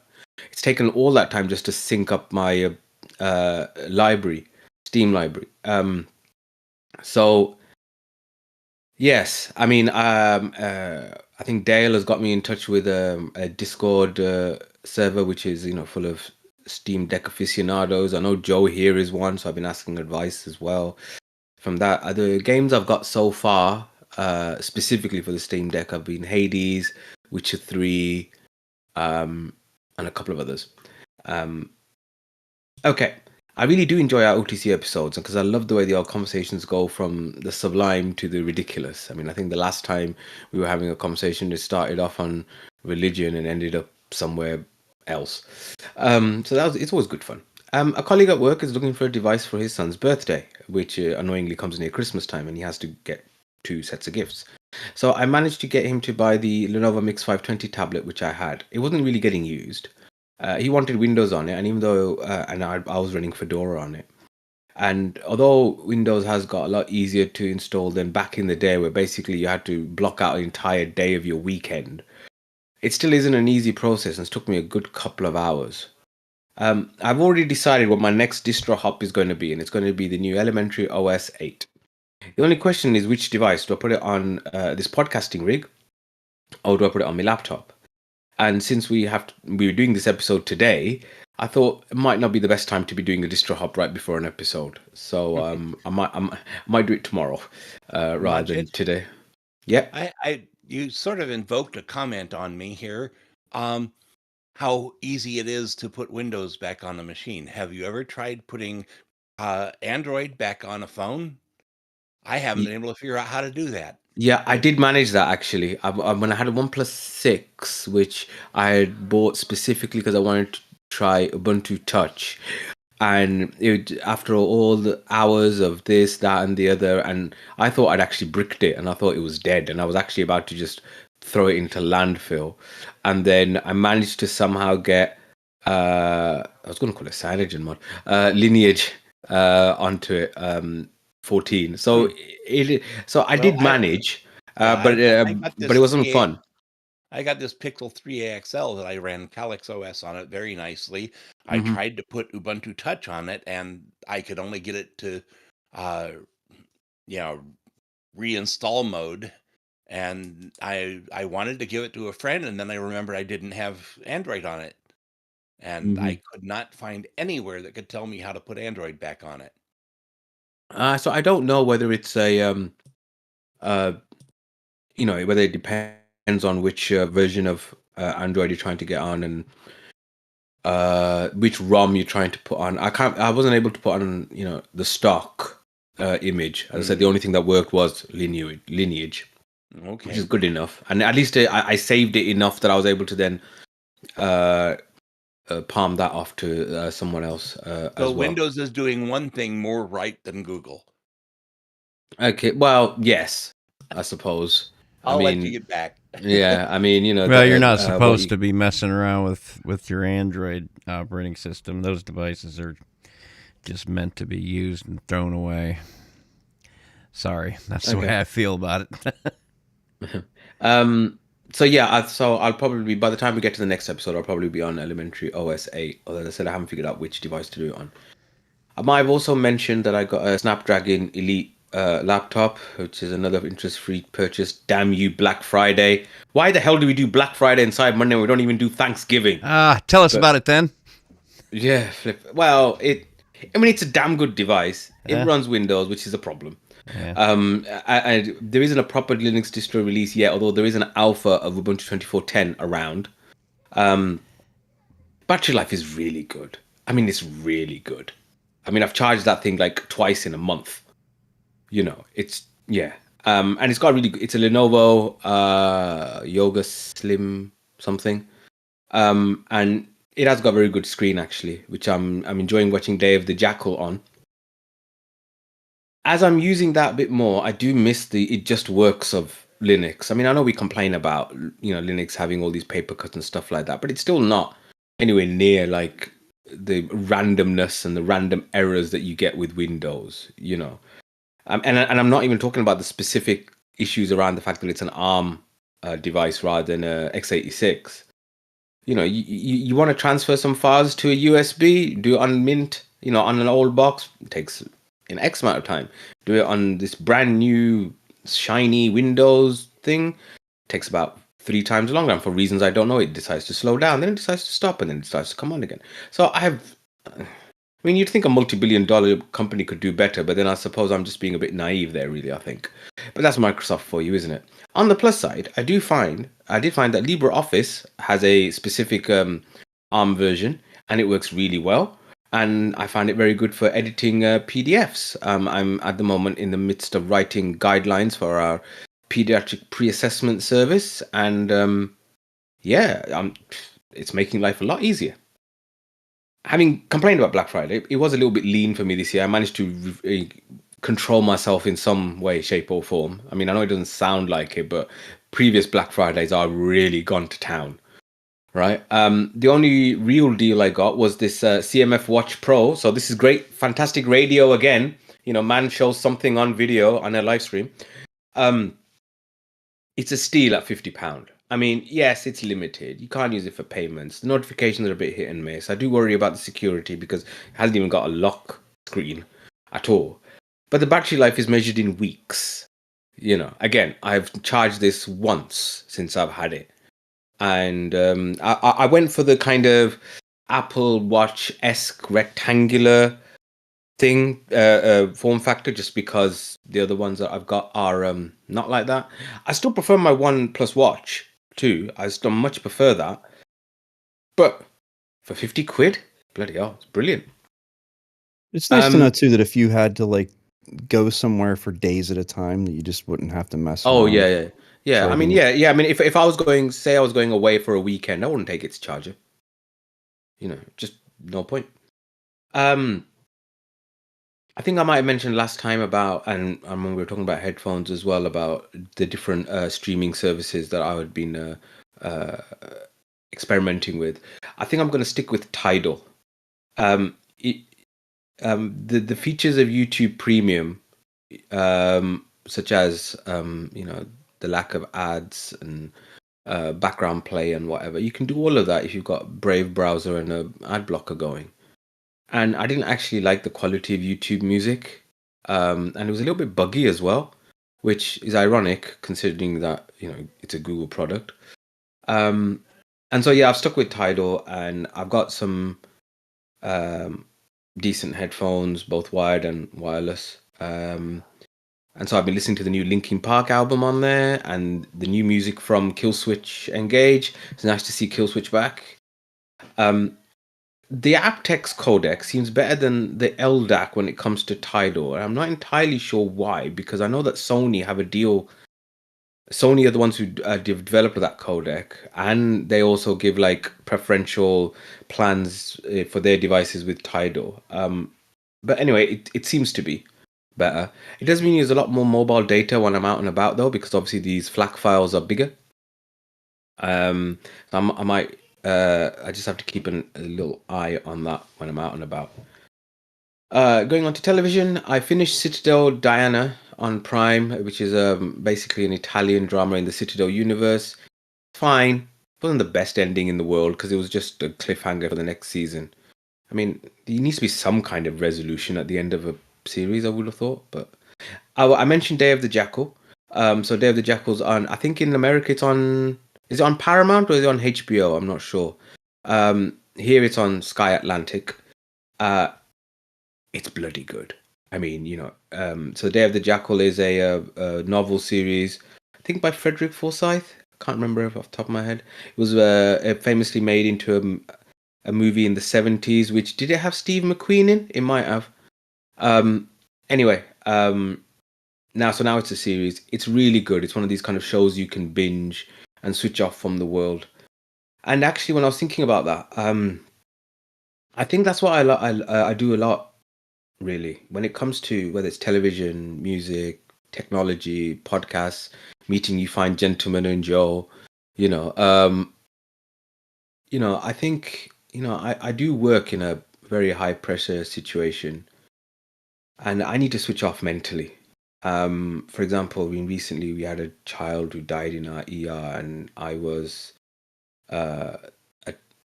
I was one of the attendings in the care of that child, and it was traumatic for all of us. And a lot of us in healthcare do get used to death, but children and grieving parents are still difficult to deal with. And so having something that you can switch off with, whether that's television, whether that's a Steam Deck, whether that's whatever, I think that's important, actually. I'm starting to take some creatine along with my protein shakes and my gym work to try and consolidate gains that I've got. It does cause a bit of stomach upset. I was speaking to Joe about this yesterday. I think maybe I need to take a bit less and adjust the dose of how much I'm taking accordingly. I'm hoping that there are fewer spelling mistakes in these show notes comparatively to before, because I'm using a different keyboard. We had a spare in the house, and it's a lot more traditional rather than the one that I had before. And it would probably mean less editing for Moss, although Moss has written that it's a little bit better, but I need to learn to use apostrophes. Should there not be an apostrophe there, Moss? Yeah, Nope, you never put an apostrophe to make something plural. Plural does not use an apostrophe. Possessive uses an apostrophe. Do you not have apostrophes at the end as well? No. Okay. You know what? I'm going to lose this one, so I'm just going to stop. I said you need to learn it. Yeah. I didn't say you needed to debate it with me when you haven't bothered to learn it. Yeah. Look, the fact that I've got barely legible handwriting is, I think, just a win. Anyway. You're a doctor. What did you expect? All right, then. I think that's enough of my ramblings, unless anybody's got anything to say. And it's time to move on to the man of the moment. That is Eric. The man who cheats death. That's right. Speaking of which, yeah, I chose to focus just on a couple of pieces of technology in my life that I'm happy with, simply because my last month has been just fraught with. I've been in the hospital for a couple of weeks and just like been an interesting, few 3-4 weeks. So just thought I would do something just relaxing and calm and something that makes me happy. So I know I've talked about it before. But you couldn't find that, so you came and talked to us instead, yeah? Exactly, yeah. I subjected myself to this. So I know I've talked about this before, but this I have this Dell Latitude. It's a 2-in-1 tablet PC, and my headline here is it's the best purchase ever. And so I bought this last year, so I've had it for over a year now. I paid $155 with tax, so that was You're all welcome. in. Yeah, exactly. After consulting with Joe and trying to figure out like what I wanted to do, and the whole purpose of buying it at the time was to see if I could have a Linux tablet, like literally a tablet device that just ran Linux and a touchscreen, and and would that work? Would it be comparable to something like an Android tablet? And the simple answer is it is in some ways and not in others. I mean, Android, just because it's a mobile operating system, is just better in some ways at being a tablet operating system. But in terms of this being a laptop that happens to be a tablet, I think that's where the real win has been. So I have basically stopped taking my full-size laptop, which is an XPS 159570, which is the same sort of vintage. Both of them are from the 2018 era, 8th gen processors. And the Dell's great. I use it. I'm using it right now. I use it all the time, but I use it here. And if I go anywhere, I've just started taking the Latitude with me. And simply because it's a little over 2 pounds as a portable device, the battery life is sufficient enough to be usable. And, if I need to plug in, I can. It uses USB-C for the charging. And what's great about that is all of my devices do as well. So I take the charging cord for the Latitude, and then if I need to charge my phone, my headphones, anything like that, everything's using USB-C, and so it's convenient to only have one charging cable. It's just really sort of slotted into that portable computing device for me. And just in terms of value for the money that I spent, so the $155 this is I talk about the XPS system, which I spent I think close to $1,400 on, bought new in 2018. This was bought 5 years after it had been in use for that entire 5 years. The only thing I would say is lesser than when it was brand new is the battery itself. So it's about 60% health, and which gets me about 3 hours instead of a full, I would guess, like 5 hours. Doesn't matter. I mean, 3 hours is still plenty of time, and I can always plug in, like I mentioned. I suppose it kind of depends what you're using it for, isn't it? Because right. That's one of the issues that I had with that Lenovo Mix tablet, which I've sold on. Yes, its battery life was about the same, about 3 hours. And the way that I was using it, it wasn't enough, mainly because the standby time wasn't great. But if that's not an issue for you, and you've got the advantage of USB-C charging. Mine had a barrel connector, which I had to go off and find and stuff. So, I can see how this would be better. But sorry, I interrupted your flow there. No, not at all. So, it's just been because of the size of it. So the screen quality is good enough. Like my eyesight is not particularly great, and that screen size, which is a 12.3 touch running at 1920 by 1280. The reason that's worked so well is because of fractional scaling and running it at 150%. And that's just the perfect size for a Linux desktop. Been using GNOME, so GNOME has a built-in on-screen keyboard and is very touch sensitive in terms of, or touch capable in terms of being able to do everything you'd need to be able to do.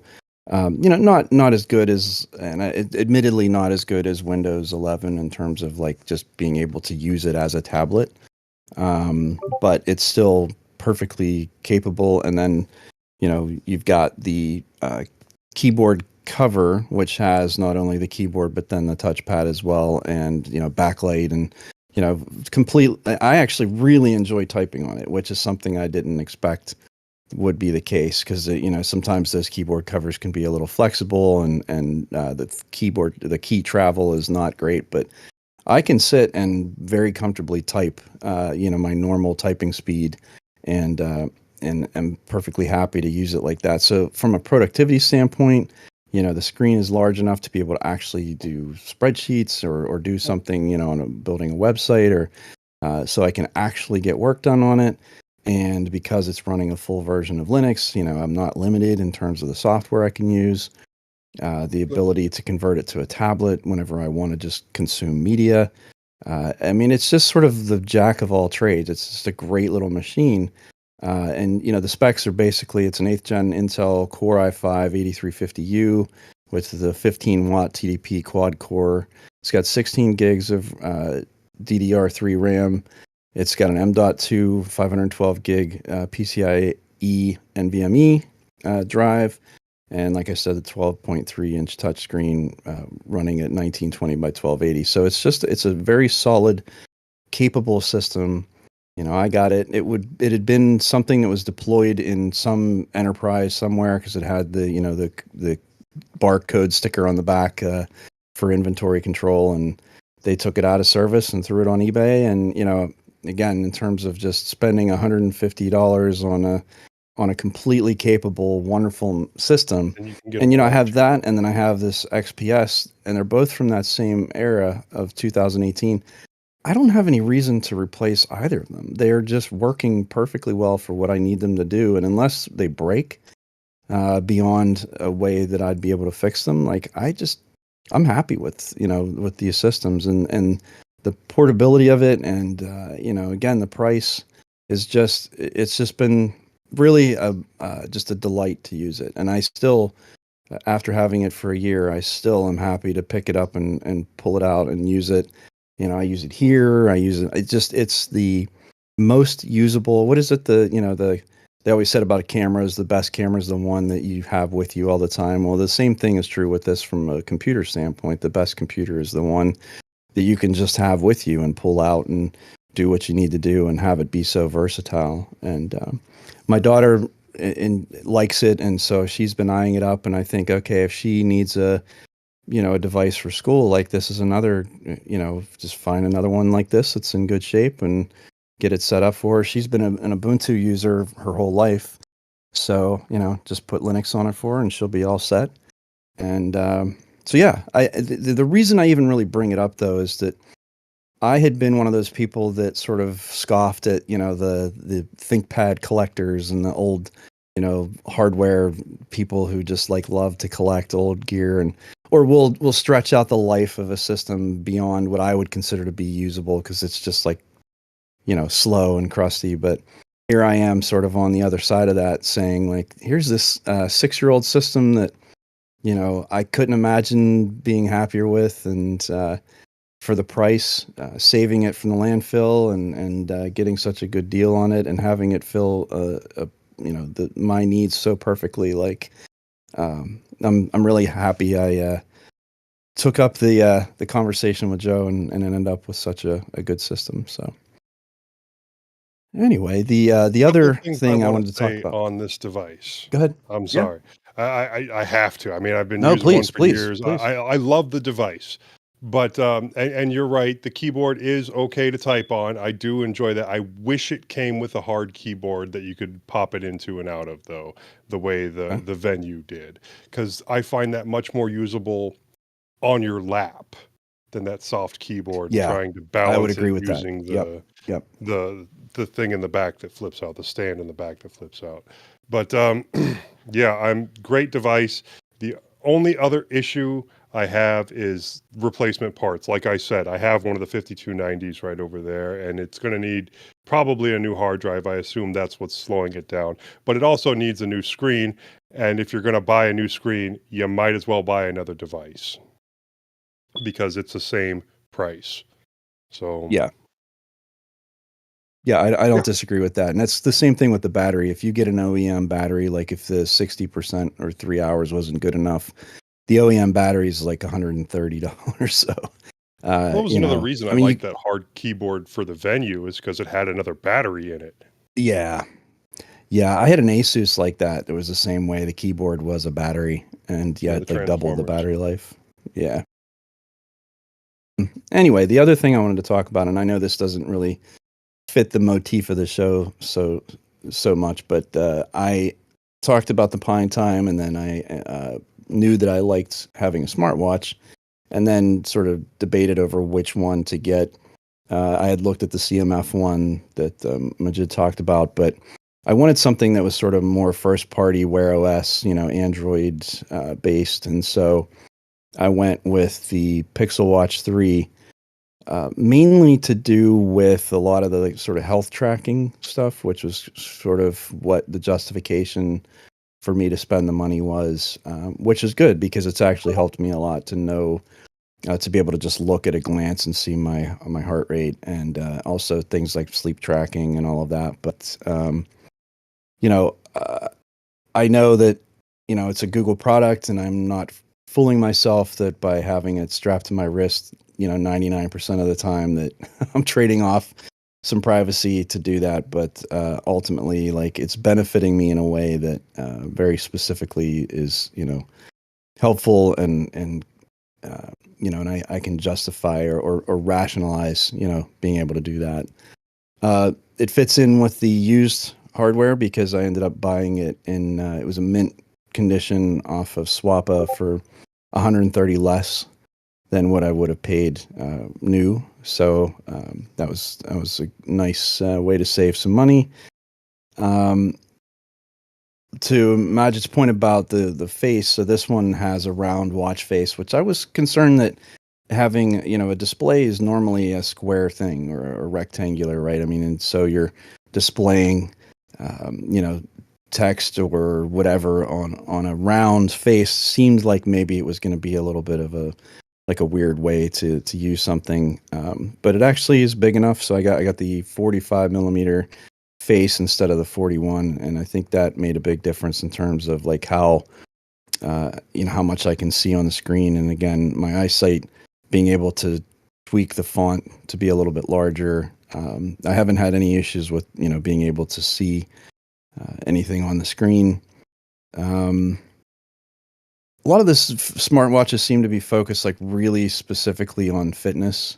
And so there's a lot of the fitness tracking stuff that I'm not going to be using, like some of the workouts and the steps. And I mean, I do like having the steps and knowing like how much activity I'm getting, but even the band that comes with it is a sport band, and I ended up finding a cloth, like a stretchy band that's a lot more comfortable than that silicone band.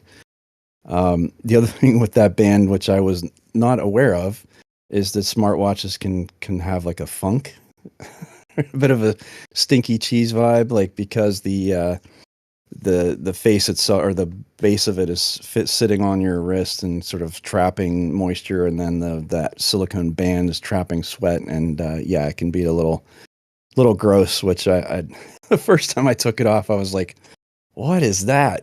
So anyway, having the cloth strap has made a big difference there as well. And I put a screen protector, and then there is a really thin case that I got as well that just sort of wraps around. And I'm just clumsy enough that I know I would scratch it up and beat it up. And I've already banged it off the wall and everything else, 3 times a day. So having a screen protector and that has kept it from getting beat up, which is good. The battery life, I'm getting around 36 hours, which, if I try hard, I can stretch it to about 48 hours. And, to Imagina's point about not having that CMF watch and then not having to worry about charging it. It's all on what you're getting out of it. This is doing a lot of Android level stuff, which is why it's using so much battery, and obviously it's a very small device to be able to be doing all of these things. And apparently it's better than the previous generations, but so 36 hours, it's fine. I'm never that far away from charging it, and it really only takes about an hour to charge it to 100%, so not a big deal.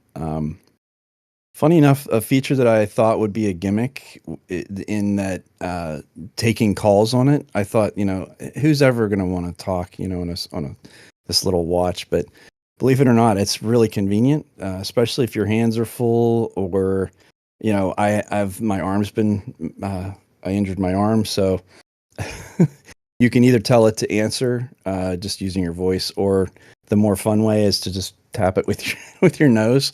But yeah, it works well enough that I can be on it if it's a reasonably quiet room, like it's loud enough, and also the microphones are good enough that I haven't had anyone complain about. It must be as good as like a normal speakerphone experience on a smartphone, because I haven't had anyone complain about why do you sound far away or too quiet or whatever, so yeah, so having the ability to take calls on it is actually one of the more, for me at least at this point with being injured and stuff, has been really, really handy. So yeah, for right now, I mean, the Pine Time was my tester in terms of would I want a smartwatch for the features of having all these different things. Having an assistant on my wrist is actually, because I use the assistant on the phone a lot, and having it from my wrist in terms of like setting a timer or just really basic stuff like that is super convenient to just have it. Instead of having to have my phone with me all the time, it's nice to just be able to do it from my wrist. So yeah, I've been enjoying using it for now. I'm gonna stick with it, and the other choice that I looked at was a Samsung, but the battery life was pretty bad from what I could see, and then apparently some of the things you kind of needed a Samsung phone to get the benefit out of, some of the heart, the pulmonary or the cardiology type stuff, the cardio stuff. So I don't have a Samsung phone, and I wasn't going to get one just for that. So but yeah, so there you go. Those have been my my experiences with my my hardware that have made me happy to have made good purchasing decisions and be happy with the features. And it's nice to get something and have a good experience with it. And how do you find it integrating with because you've got a Pixel 7, haven't you? Yeah. Yeah. So how do you find the integrations and stuff? Yeah, it's good because you can tell it, if you're wearing the watch, to get your notifications on your wrist instead of getting it on the phone. And again, taking the calls on your phone or on the wrist, on the watch instead of taking it from your phone. Using the assistant, there's just been a lot of things. I think there's such a large focus on the fitness tracking stuff, like the Fitbit stuff that's built in. Is one of the larger selling focuses. So it's, again, it's good, and I use some of it, but it's not as important to me as having, the smartphone integration, the sort of the ecosystem, if you will, convergence type stuff. And I don't think it's anywhere near as good as what Apple would give you, between their phones and devices and stuff. They all sort of tie together a little more tightly. But I think in terms of it being a Pixel device, there's enough of that convergence there to make it feel like it's at least part of the same family of devices. So, yeah. But that's all I had. So, time for us to move on. Joe? Okay. Next up, the Linux Innards, where Bill talks servers and mintCast infrastructure, and the rest of us disappear for an hour. Talk to you later, Bill. That was our plan. Yeah, well, if all this is going to be is me rattling off talking about servers, then this is going to be really short. Nah, I'm gonna bug you. Okay, Yeah. good. Don't worry. Yeah, I'm gonna as well, actually. Well, good. Yeah. So the first question I actually have before you go into all of this stuff Okay. is, and I suppose you do kind of get to it a bit later on, but for someone who's not, you're hosting obviously all of our mintCast infrastructure and OTC, but for a noob like me, why should I have a home server? Well, What benefits does it give me that just having maybe a NAS wouldn't do? What extra am I gonna? Okay. First of all, I think you're missing something important there. If you have a network attached storage and you're using it remotely in any way, you have a server client model. So you're running a server. Mm-hmm. Okay, over to that's Bill. actually no. That's a good point, actually. Yeah, that's a good point. So okay, then let me then rephrase that. Then, how does having a home server with all these different aspects benefit than having a NAS as your kind of server? So it starts with your level. Okay. It takes a little bit of introspection, I think, as to what is your level of caring about your data sovereignty. If it just simply stops at, I want to have my own NAS on my own LAN, because frankly, paying somebody to host 2 terabytes worth of files that I could access remotely is really, really expensive, then probably, and you don't care about anything beyond that, then probably like a pre-built solution like Synology or something like that is probably best for you. But if it's beyond that, if it goes beyond that to where not only do you care about the data, not only do you have a use case for it, but you also you want to learn and you want to have complete control over your data and how it is being fed to the internet, in which case it would be best to start learning things like the networking, all of the security layers that are put into place, the right operating system. And we're going to go through all of this here.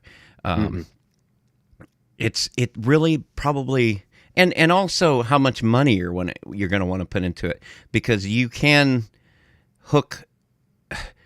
get an old laptop that you've got laying around and hook up a USB drive to it and get a NAS up and running with stuff you got laying around the house. If you do the learning yourself, and it'll cost you nothing, as opposed to whatever you pay for a Synology, So there's the cost aspect to it. It costs you nothing to learn except for your time, really. So if you've got the time, if you're able to set aside the time, it's worth, in my opinion, it's worth the effort and the time you put into it to learn things like networking, SSL, the types of web servers, because there is a little bit involved when you're building it completely from the ground up. Learning servers is kind of like learning computers all over again.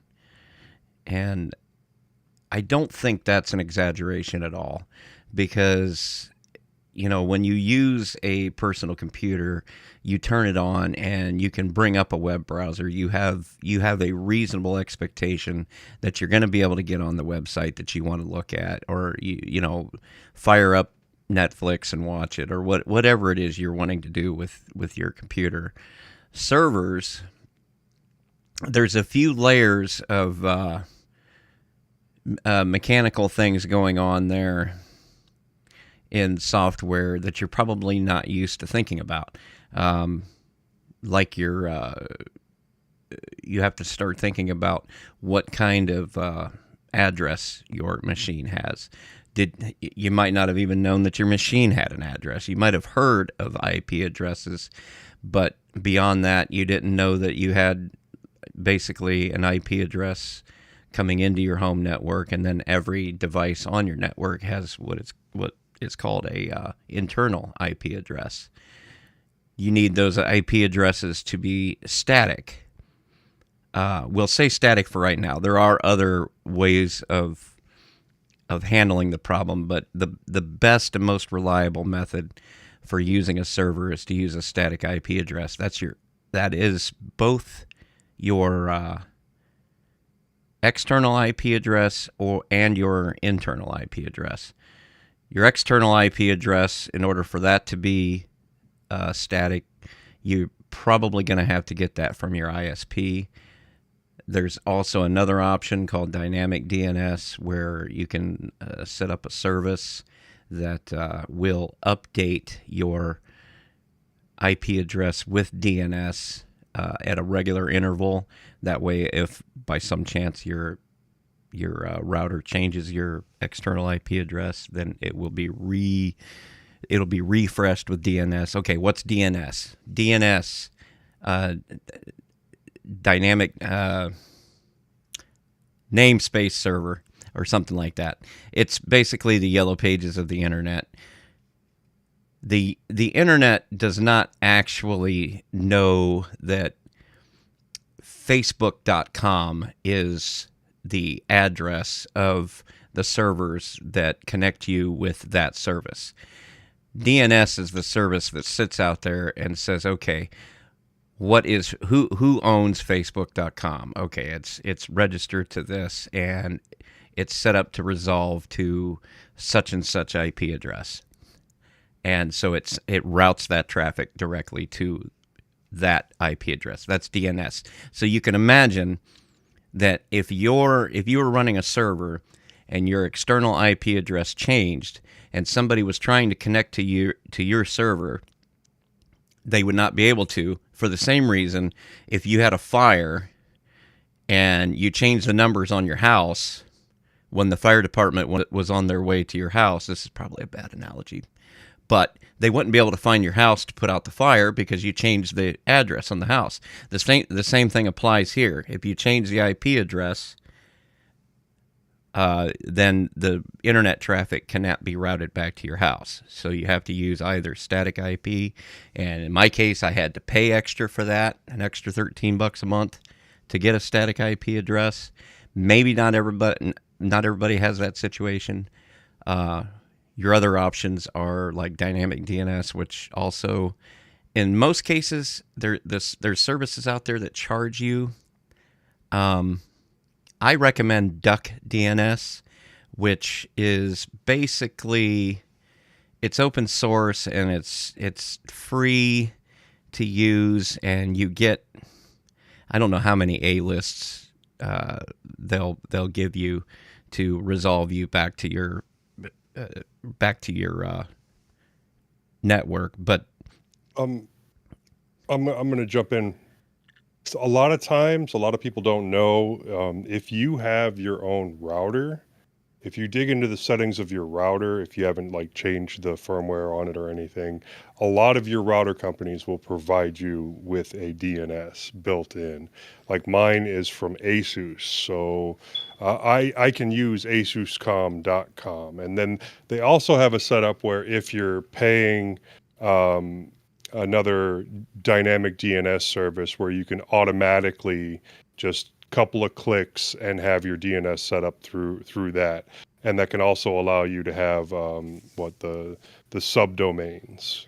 So it's something to look into in your router settings. Yeah, there is that router that I gave to Moss has the dynamic DNS built into it. But what it does is it connects directly to a couple of it's got the option to connect to a couple of services. Neither of the services that it offered to connect to had free tiers at all, although I did use it for a while. Duck DNS, your router probably won't have anything built on it to connect to that unless you're using OpenWRT or something like that. DuckDNS, you're basically just going to have a script running on whatever machine is running 24/7, and that script will basically check and see if your external IP address has changed, and if it did, then it's going to send the information it needs to DNS to change what the DNS server needs in order to route the traffic. And you basically set up a cron job to run that script however often you think is appropriate. Normally, you shouldn't have to worry about your IP address changing that often. If you get a router shut down for some reason or another and it stays shut down for a few minutes, then yeah, you could end up losing that IP address just because of that's just how IP version 4 works. That there's only a limited number of IP addresses out there, and so there's this system that basically looks to see which IP addresses are available at the time of startup, and then assigns whatever is available. So, in theory, you could lose that IP address. And the same concept is true on your internal network.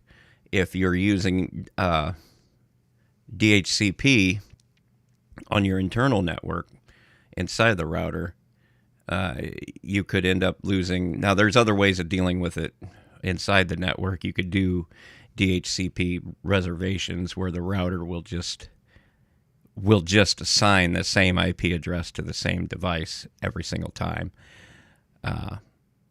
But also you can set up static IP addresses from the device that you're running the server itself. And there's tutorials out there on how to do that. That is the number one most important thing to start with, is that you have to have a static address to route your traffic to. Also, port forwarding. Okay, so port forwarding is kind of a contentious topic because there's this idea out there that poking holes in your router is providing more attack surfaces. It's providing more doors for attackers to get into your network.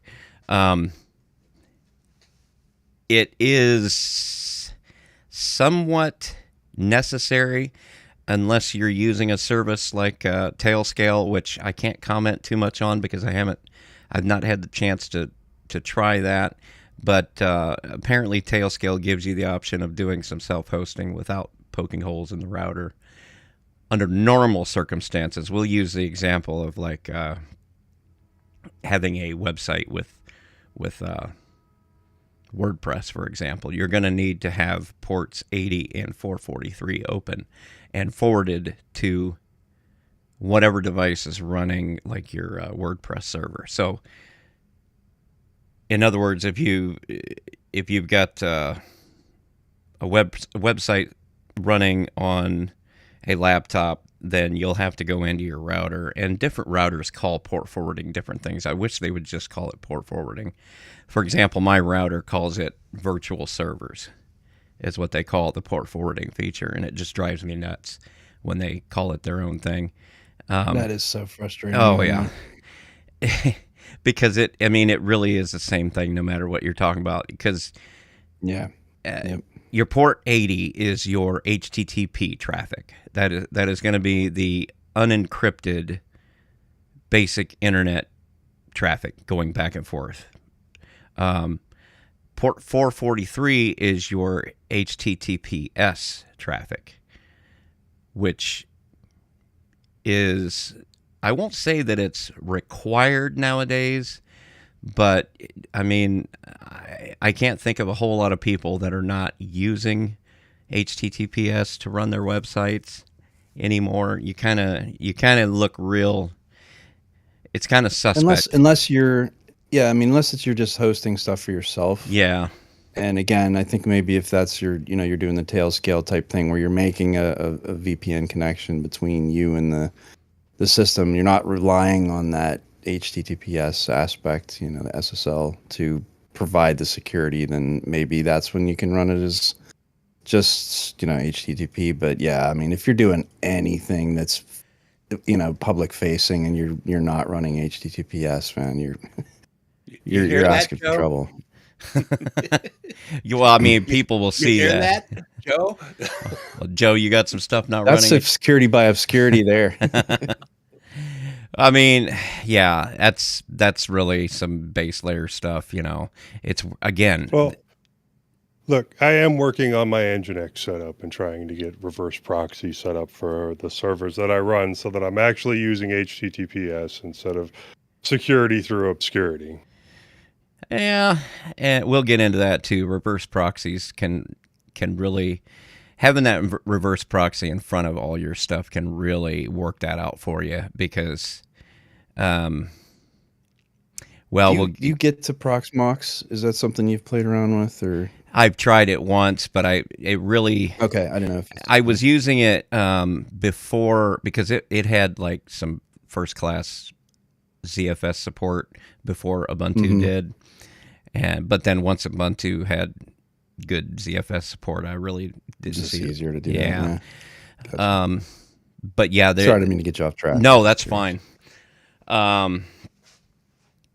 Yeah, so port forwarding. You got to make sure that you've got those ports opened on the router and that traffic is pointed towards whatever device is running the server. Firewalls. Okay. If you've got a device sitting behind your router, and this is another contentious topic, do you need a firewall running on that device? The short answer is no, as long as your router has a firewall running, because what firewalls do is basically that's the layer that is controlled by the port forwarding. That's what's keeping traffic from being able to come in on ports that you don't have open, and that's all kind of handled by the router itself. If you don't trust your router, well, maybe you should go out and buy another router. Or, excuse me, router. Nothing? Okay. Yeah. I laughed, but I was muted. Sorry. So, if you're worried, I suppose, if it gives you peace of mind to run it, then yeah, go ahead. But really, you're not doing anything that your router's not doing. So, no, the short answer is you don't need it. So, okay, let's get into SSL a little bit. That is your transport layer security is what SSL is. Secure, what does that stand for? SSL, secure something Secure layer. sockets layer. Secure sockets layer. What that does is it provides a layer of end-to-end encryption between the server and the client. And that's what we were talking about with the HTTPS, and it's built into HTTPS. So what happens is server client, being your browser, connects to server. You got the little handshake, and then they set up, I guess the easiest way to describe it is they set up their own little encryption between the two based on an algorithm, and then all of the traffic between the client and the server is encrypted with its own unique cipher, or not unique cipher, but its own unique code or whatever. Very important, especially when you're dealing with e-commerce or online banking and things like that. Obviously, if somebody was going to intercept that traffic, then they would be able to just literally see the information going back and forth. It's good to have some kind of encryption between. How do you get that encryption? Well, so if you're just running a simple, you've got one server running and all it's doing is one service, like a website or something, it's literally as simple as running a tool called certbot, which will create your SSL certificate and your key, your encryption key, which you need both, and then your server needs to be linked to both of those things, and CertBot will do all of that for you, and then register your certificate with Let's Encrypt. That's real simple. That's when you've only got one thing running. Unfortunately for somebody like me, it's not that simple, so I have to have a combination of things going on here. Let's say you've got multiple services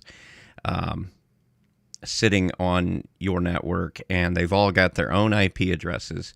Well, here's the problem. Your router will only route traffic on ports 443 and 80 to one device. But everything that's connecting to the HTTP protocol needs both of those ports. So how do you deal with that then? Well, the answer in my case was the reverse proxy. And what a reverse proxy does is it's basically a Y adapter, which sits in between your services and your router. Your router says, okay, I'm routing all port 443 and port 80 traffic to the device that's running the reverse proxy, and then you set up the all of the different connections on the reverse proxy to all of the IP addresses that are running the services. And if those services are running in Docker container, because the like Nginx reverse proxy, for example, is a Docker container itself, and it knows how to communicate with other Docker containers. And if you use it that way, then it's simple. You don't need to worry about your SSL inside of the reverse proxy. I hope I'm not making this confusing. On the other hand, if you're running something on the inside of the reverse proxy that's not containerized, for example, our show's Nextcloud server, for example, is running bare metal. And Nextcloud requires everything to be SSL from end to end in order to work. What you have to do then is you got to use OpenSSL and there's OpenSSL's got plenty of good documentation on their website on how to do all this. Generate a self-signed certificate. Can you use self-signed certificates to get on the internet? You will. You can, but you're going to get, all of your clients are going to get warnings every time they connect to your website that it's connecting to a self-signed certificate, and then they'll have to say, yeah, that's okay. And that's why it's best to use Let's Encrypt for that. But if you use a self-signed certificate on the inside of a reverse proxy, that reverse proxy will respect that certificate, and it will route all of the SSL or all the secure traffic to that device. If any of that makes sense. I'm not real sure. But so your two options are either to run everything Docker, because if everything's Docker, then everything just kind of respects each other's security settings and it just works. But if you've got something running that needs SSL, you're going to have to learn how to deal with self-signed certificates. The good news about self-signed certificates is that you can literally set the expiration on those to, I think the expiration on this Nextcloud installation is like 10 years away, which you can't do with Let's Encrypt. I think by default, Let's Encrypt is like 3 months or something like that. So you can kind of set it and forget it. I think they're actually trying to make it even shorter at this point because they're worried that some registrar or some trying to think of the right word. Anyway, when they issue the certificate, it's some bad actors will try to get a legitimate certificate published, and then in the intervening time, take it over and use it for some nefarious purpose. So yeah. And that's the cool thing about. So I think they're so they're trying to shorten that time. Yeah. That's the cool thing about the Nginx Reverse Proxy Manager tool, is that once you set up your proxied connections, it will handle all of your Let's Encrypt for you, and it renews those certificates every time it needs to. So if they change it to, even if they change it to 1 month, if they changed it to 2 weeks, it doesn't matter, because your reverse proxy will renew those certificates for you. No big deal. So that's the cool thing about that tool. So I guess we can move on, if I haven't confused people enough with that. The types of web servers. I referred to Nginx quite a bit right there, because Nginx is a type of web server, but it's also probably of the two most popular servers, Apache and Nginx. Nginx is probably the most popular to be used as a proxying mechanism. It can be done in Apache as well, but not as efficiently as Nginx. But those are your two types of web servers, Apache and Nginx.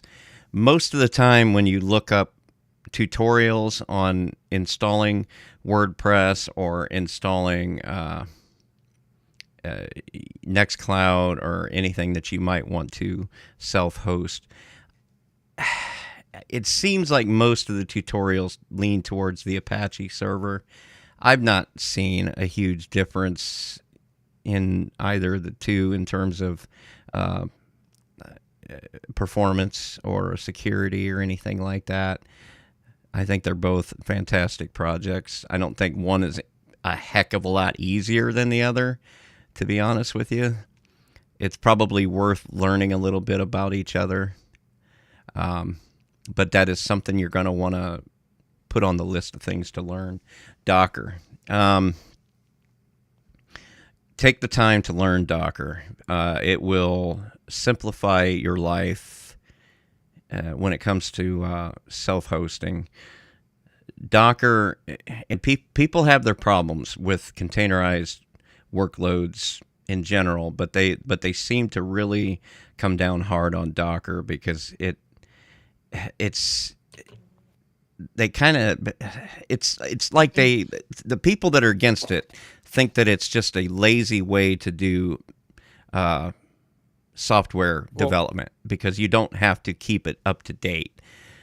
Yeah, that's going to be your main problem with Docker, is that, it is relatively easy to learn Docker, but it's the update process is something that I've never really enjoyed with that. And that's the only issue that I've ever had with Docker. I think it's more complete or more accurate to say that it's easy to learn the main use cases for Docker, but then if you run into anything that's sort of off of that, it can be really challenging to get the right solution. Yeah, because the documentation in a lot of cases is set up for the highest common denominator, the most common use cases. And then if you've got if you need to change something, it's real hard to find useful information on how to make that happen. But it is there are excellent tutorials out there on Docker. I can tell you that it is the easiest way to get WordPress up and running and keep it up to date without a whole lot of faffing around. It's the easiest way to get something like Jellyfin up and running and working well and using hardware acceleration, things like that. But it takes a little bit of learning, because it's if you understand the concept of virtual machines, then you have some idea of what something like Docker is. Because what Docker is doing is running a little bit of a Linux operating system inside of your host operating system, but not a kernel. It's running a lot of user space stuff that it might need, because you're trying to run, in the case of some service that might need a user space that was in 1804 or something like that, Ubuntu 1804, your only way of getting that running is to run it inside of a container that has Ubuntu 1804.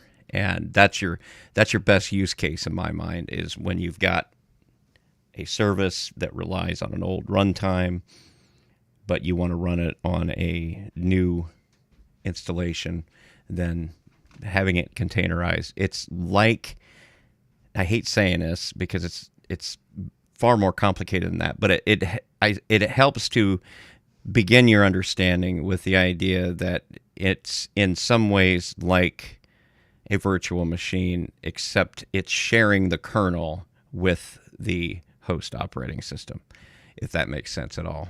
Yeah, it's very hard to explain Docker without saying it's like a virtual machine, Yeah. even though that's going to make angry everybody that actually knows anything about Docker.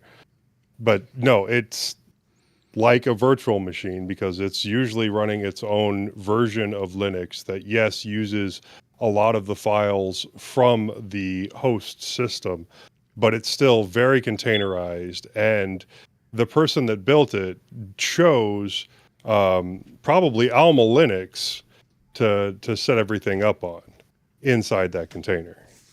Alma or Alpine, Alpine is a popular option because of how light it is. Basically, it's a distribution made for Docker. But it really helps to learn Docker. Take the time. There's excellent tutorials on YouTube, for example.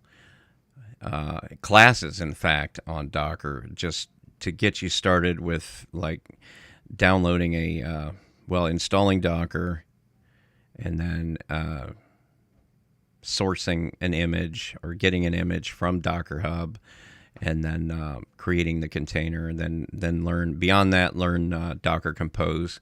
Docker Compose will be your best way to manage containers that need certain settings. In other words, they need, like Jellyfin, for example, it needs to know where the files are sitting on your machine. Another one, your audio bookshelf. That's another good use case for Docker because it needs to know where the audio books are sitting on the server. There's other things too. You can With Docker containers, you have to tell them what it has access to in regards to hard drives. And also, if you're planning on making changes to any of the settings, then you need to make a certain portion of the interior of the Docker that is mirrored on the local hard drive. That way it's persistent. And then even if you actually do an update, wipe out the old Docker instance, download a new Docker instance that's updated, and point it to the exact same locations, then all of your settings and locations and everything else, your configs, are all there again, and it's up and running as quick as possible. Docker Compose makes that a lot easier than the way you used to do it with Docker, was just by, keeping notes somewhere on it. You used to have these, and there are still some use cases in Docker where the command line is the best way to go, but you used to basically, you would have this enormous Docker command that kind of looks like any other command with all of these tac, this equals this. I still have them in my notes. Yeah, and they were enormous. Well, Docker Compose basically took that concept and I guess you could say scripted it, because it's just a YAML file.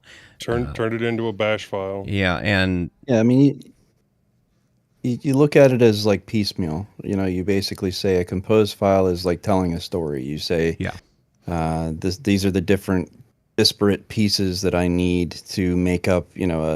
A website isn't just a single server. It's a data. It can be. It's a database server in some cases. If it's a dynamic website, it's the web server itself. There could be, a data component underneath it there. There's networking potentially with, proxies and things. So a single website can be a multitude of different components, and the compose file basically lets you pick which components you need, and then also you're adding in configuration aspects, like you're saying with, what are the network ports and how does that map out, or where is the storage at for this, or those types of things. So you can get yourself in trouble with Docker just by downloading the default, like you go to Docker Hub and just download the project, that the developers have released, and you can go through setting it all up and then realize, oh wait, this isn't really the best way to do this, because really I should do a compose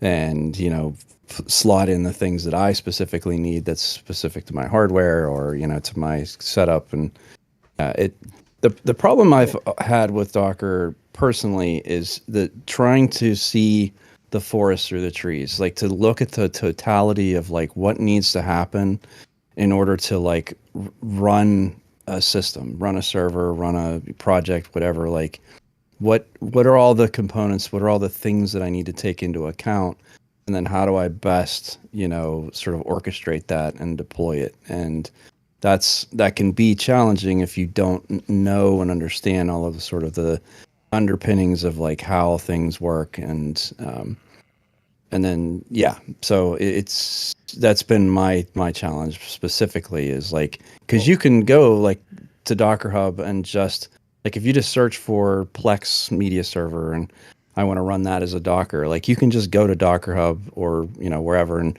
download it and it'll run. But if you have any sort of a different if you have any desire to run it in a different manner, you're not, that's probably not going to be your best approach to doing that. Or more interestingly, if you've got another container that is trying to use that same port, and all you did was copy and paste the Docker compose, and you've already got another container. Let's have our next show be on Docker and our issues with Docker, because I've already got planned out another 10-minute speech right here about why I stopped using Docker. So, well, I mean, in the case as it fits into this conversation, it is probably the easiest way to get a lot of these services up and running and in a reliable manner. And as I said before, with the reverse proxy, if you're going to run a lot of stuff or just one or two things, it's still good to run the reverse proxy, because it's going to handle all of the SSL stuff for you automatically, and it's another layer of security. And as far as I can tell, it doesn't seem to affect the reliability or the performance of any of the services whatsoever, because I've not had any problems. This stuff's been running for years, and nobody's had any complaints of anything that was performance related anyway. So reverse proxy is probably a good idea for most folks, and it itself is a Docker container. Cloudflare is another one of those things where you either it's pretty good, or you hate it. And the people that hate it for political reasons or their business practices and things. But you'll hear a lot of bad press, especially in the open source podcasting world, about Cloudflare, just because of their attitude towards certain political issues or something like that. They're to stick up for Cloudflare as a company. They're really for an open web, and they're not really in the business of filtering the web. They're in the business of caching the web. If you ask me, Cloudflare is a service that you can put in front of your website that will basically, you can have Cloudflare handle your DNS for you. As we discussed earlier, you can use Cloudflare as your DNS server. In other words, when somebody's looking up your connecting to your service, they're going through Cloudflare, or their DNS query is going through Cloudflare, and then Cloudflare does some proxying midstream, which is different from your reverse proxy, wherein Cloudflare will actually hide your external IP address. So there's nothing traceable to your actual external IP address of your home. And Cloudflare does some, depending on what level, because there's a free tier, but then there's a lot of paid tiers as well. And it does some CDN type layers as well. In the free tier, if let's say your server goes down, or you've got no power or something like that, what Cloudflare will do is connect the client to a version of your website that is on the Wayback Machine. Which, can anybody just go and do that? Yeah, cool. But to have something, sitting midstream that'll just do it automatically, I think that's actually pretty awesome. And it'll feed everybody it lets them know that this is a cached version of the website, but it doesn't just throw up an error and not give the client anything. So that's Cloudflare is kind of a pretty cool solution to have in front of your service. Is it required? No, not really, but I mean, it's free, so why not, put it in front of it, and then you really don't have to worry about, because they block a lot of the SSH login attempts and things like that. They do a lot of security. There's a security layer there that is pretty valuable, I think. So moving on to security, I'm going to put security and maintenance kind of in the same category here, because when it comes to both of these things, like what we were talking about earlier in that news article, it's never a good idea, even when you have reverse proxies in place and it's handling things automatically for you. It's never a good idea to just leave these things running and never check on them, or never go and look and make sure everything's running well. You're always better off to log into your whatever service you're running. Like if you're running a WordPress, log into your WordPress, I would say once a week, if not more, and check your health, your health readout and your security. Like usually when you set up WordPress, you've got tools like Jetpack and ASCII anti-spam built right in, and it will give you information on a dashboard. And pay attention to these things. And if you don't understand something, there's information out there on what it is. Learn what it is, and keep track of the information it's given you. Because as you see with services like that Easy SSL, that was offering a very important service to people who really need the service, but really did not feel as though they could handle learning it themselves. And as that article sort of demonstrated, that can be a bit of a mistake, as I said. So check it out from time to time. Make sure everything's secure. Make sure everything's running well. Okay, so to go back to Majid's question earlier, why would you possibly want to run a server? I got a list of things here. Jellyfin and Plex are very similar projects and very different. Plex has been around longer. It's kind of a one-stop shop for like media and streaming on a television. It's got a rich client ecosystem out there. It's been around a while.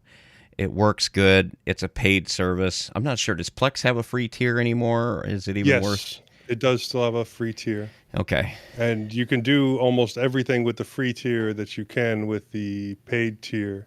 And I think they still offer the lifetime pass at the original price on like Black Friday and stuff. But it's the commercialization of it is kind of what deters some people, as well as the fact that everything gets connected to their servers through Yeah. Plex.tv, which is why a lot of people are either switching to or only using Jellyfin. And I fit firmly in that category. Jellyfin is open source. It is a proper open source project, and I've been using it for 3 or 4 years now, and you'll have an occasional problem, such as you do with open source projects, where something gets changed and you have to be paying attention and you have to know how to go in and fix it. But for the most part, it now has a very rich client ecosystem. Maybe not quite as much as Plex, because you can pretty much put Plex on anything. I think there's refrigerators out there that'll run Plex. Jellyfin, you're a little bit more limited to like the Fire Stick or what's the other one? The Roku devices or things like that. Yeah. You could That's probably yeah. That's what kept me from running Jellyfin for a while, because Jellyfin was an offshoot of, I can't remember what the MB, yeah. So I wasn't a big fan of MB, and then I tried Jellyfin, but they didn't have. It was either a Roku client or an Android client. I think it was Roku client at the time, and I kind of needed that to be able to watch the media on my TV. So I think that's why I didn't do. Well, it's there Jellyfin now at the time. It's Yeah, it's, they've got it now. They're rich now. The only thing they don't have is, like, if you go buy a Samsung TV, there's a Plex client for your Samsung TV. There's not a Jellyfin client, so you got to get something, a Fire Stick or something, to get it running on that. Your other option is, well, if you get a Raspberry Pi and you run like LibreElec on it or something like that, and you get the Jellyfin plugin for Kodi. It basically just turns your Kodi into a Jellyfin, and it keeps it up to. I mean, you got the Kodi interface, but it's basically just connecting to your Jellyfin server, and it's getting all the metadata and stuff through that. It's brilliant. It works great. I've got a device upstairs that I kept running. I don't use it that much. Normally, I just use my NVIDIA Shield, but I've got that thing running just to kind of track the progress of it, and it's flawless. Audio Bookshelf. So Audio Bookshelf is another really, really good one. I've heard people say things about Audio Bookshelf when they compare it to these paid services, and most of their complaints about Audio Bookshelf is that it doesn't look as modern as one of the, like, and you usually hear these things from Apple fanboys and whatnot, that it just doesn't look as modern as one of their solutions. It honestly looks like the old Kindle app. Yeah, but I don't have a problem with that. Who cares? It'll honestly. do my audiobooks, it'll do my podcasts, it will do my ebooks. It handles all of it, and it handles it all well. It does. I've never once had it lose. I think Joe turned me on to this about, I don't know, a year or two ago, and I've been using it quite a bit. And the developer is extremely responsive on his Discord. And like, I asked him to, they used to have a limit to 3x on the speed that you could do playback with. I asked him to change it. And he's like, yeah, you're the only person that's going to be using this, but sure, why not? And he had an update out. That's because that's day. Insane to go beyond 3x. Yeah. Well, okay, I'm insane. But yeah, that day he had an update out on the desktop, and then he had the Android one out. It just took a while to hit my phone, and yeah, Isn't that updated it, cool? I and mean, that's the thing about Yeah. open source is the accessibility of these developers. You know, the fact that they're approachable, that we have access to them, we can talk to them, and they listen to us, the users, and they take us seriously. And if it's something they can push into production, then they do. Just like, you know, even, and that's the thing about that. The developer had one person, one user that wanted this feature enhanced, and there it is. You know, that's cool. I think it's nothing I'll ever use, but it's cool that it's available for people to use, just for that reason right there. I talked WordPress into the ground, but a NAS. Now this is probably, I'm going to say this is probably such the most broad topic. Yeah. I mean, Yeah, I mean, software I'm- NAS, hardware Yeah, but let's just say NAS. let's simplify it and say that as a home user, what is it that most people really need? And that's essentially Probably a just NAS. a pool of just a pool of storage, right? Yeah. I need a place for my files between all these devices. You know, if I don't have, like, let's say, an Apple device and I'm using iCloud and have all this convergence where everything's being piped up there, like, if I have disparate devices, and what I'm really looking for is a way to kind of get my files in one place, I think that's your sort of simplest use case for a NAS. So let's just use that as the talking point. Is like, okay, I've got a system, whether it's a desktop computer, an old laptop, like something.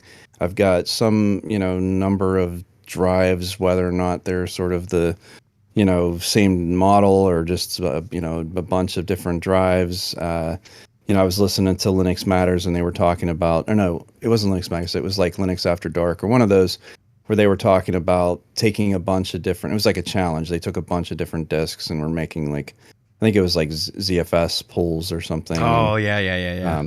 With the worst possible something like that. drive configurations. Yeah. So, and they were doing it as like a joke, but I mean, the idea being that, like, okay, you've got some number of like hard drives laying around, and you just kind of say, okay, how do I put together 2 or 3 hard drives to make, some kind of a array, and, like, build out some kind of like NAS capabilities. And even in like you said, when you started out, I mean, you're talking zero investment in terms of money, and really the only thing you're investing is your time. And the worst thing that's going to happen is you strap all this stuff together, and it either doesn't work the way you expect it to, or you get it wrong a couple times and you got to blow it up and do it over again. And, like, you're going to learn so much by doing that in such a short amount of time. I know there's a lot of people that can learn from a book and just read about something and have it magically, live in their head. But, like, I have to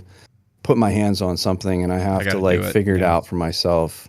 And if I learn more, the more mistakes I make. Right. So if something just works, I don't really even think I learned very much, to tell you the truth. Like, And whatever 'cause you then did it's learn, like- you forget the next day because it was so easy to. Well, exactly, because, like, then if you do try to do it again and you encounter any kind of resistance, you're like, oh, well, wait a minute, this was so easy the first time I did it.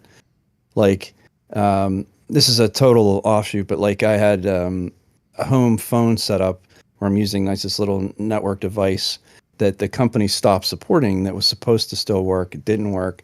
And, like, I just sort of guessed at what to do, and it worked. And my wife's like, "Oh, it's amazing! You'd fix anything." And I'm just like, sure." like if it ever actually breaks, I have no idea what's wrong with it. Like, I wish I would have had to do more, to fix it. But hey, it's working now, and I'm not going to mess with it. But yeah, I think the trial and error, and the willingness to make a mistake. Like, of course, don't copy all of your data. Like, you don't make a new array and then move all of your data to the array, and then, now there's something that goes wrong. You with only it. No, make that's- that that's mistake a- once. Once. Yeah, right. Literally, because you don't have any data left after that. But no, I mean, make the array copies files over to it. Try to do the things that, and the truth is that there's enough either projects out there that you can follow along with, or that already sort of come as a ready built system that you're sort of just following along the instructions where, okay, to create a pool, you need, this many disks of sort of this much, capacity. And, if they're, it's only going to be as fast or as large as the smallest and slowest disk. And like, you sort of just learn these things, and it all comes down to just the willingness to do it, and to stick with it and make the mistakes. And so anyway, from like a NAS standpoint, I agree. There's a lot of specialization. It's a very nebulous topic, but I think that's probably what most people would want to do, is to just sort of, how do I make my own equivalent of like a cloud storage place, right? Where I can put my photos, A lot of your NAS boxes that you buy come with such specialty hardware that are specialty software on them already, and will run various things like a Plex server, that instead of calling it a NAS, you might as well just call it a server. Yeah. A server Right. with storage slots. Yeah.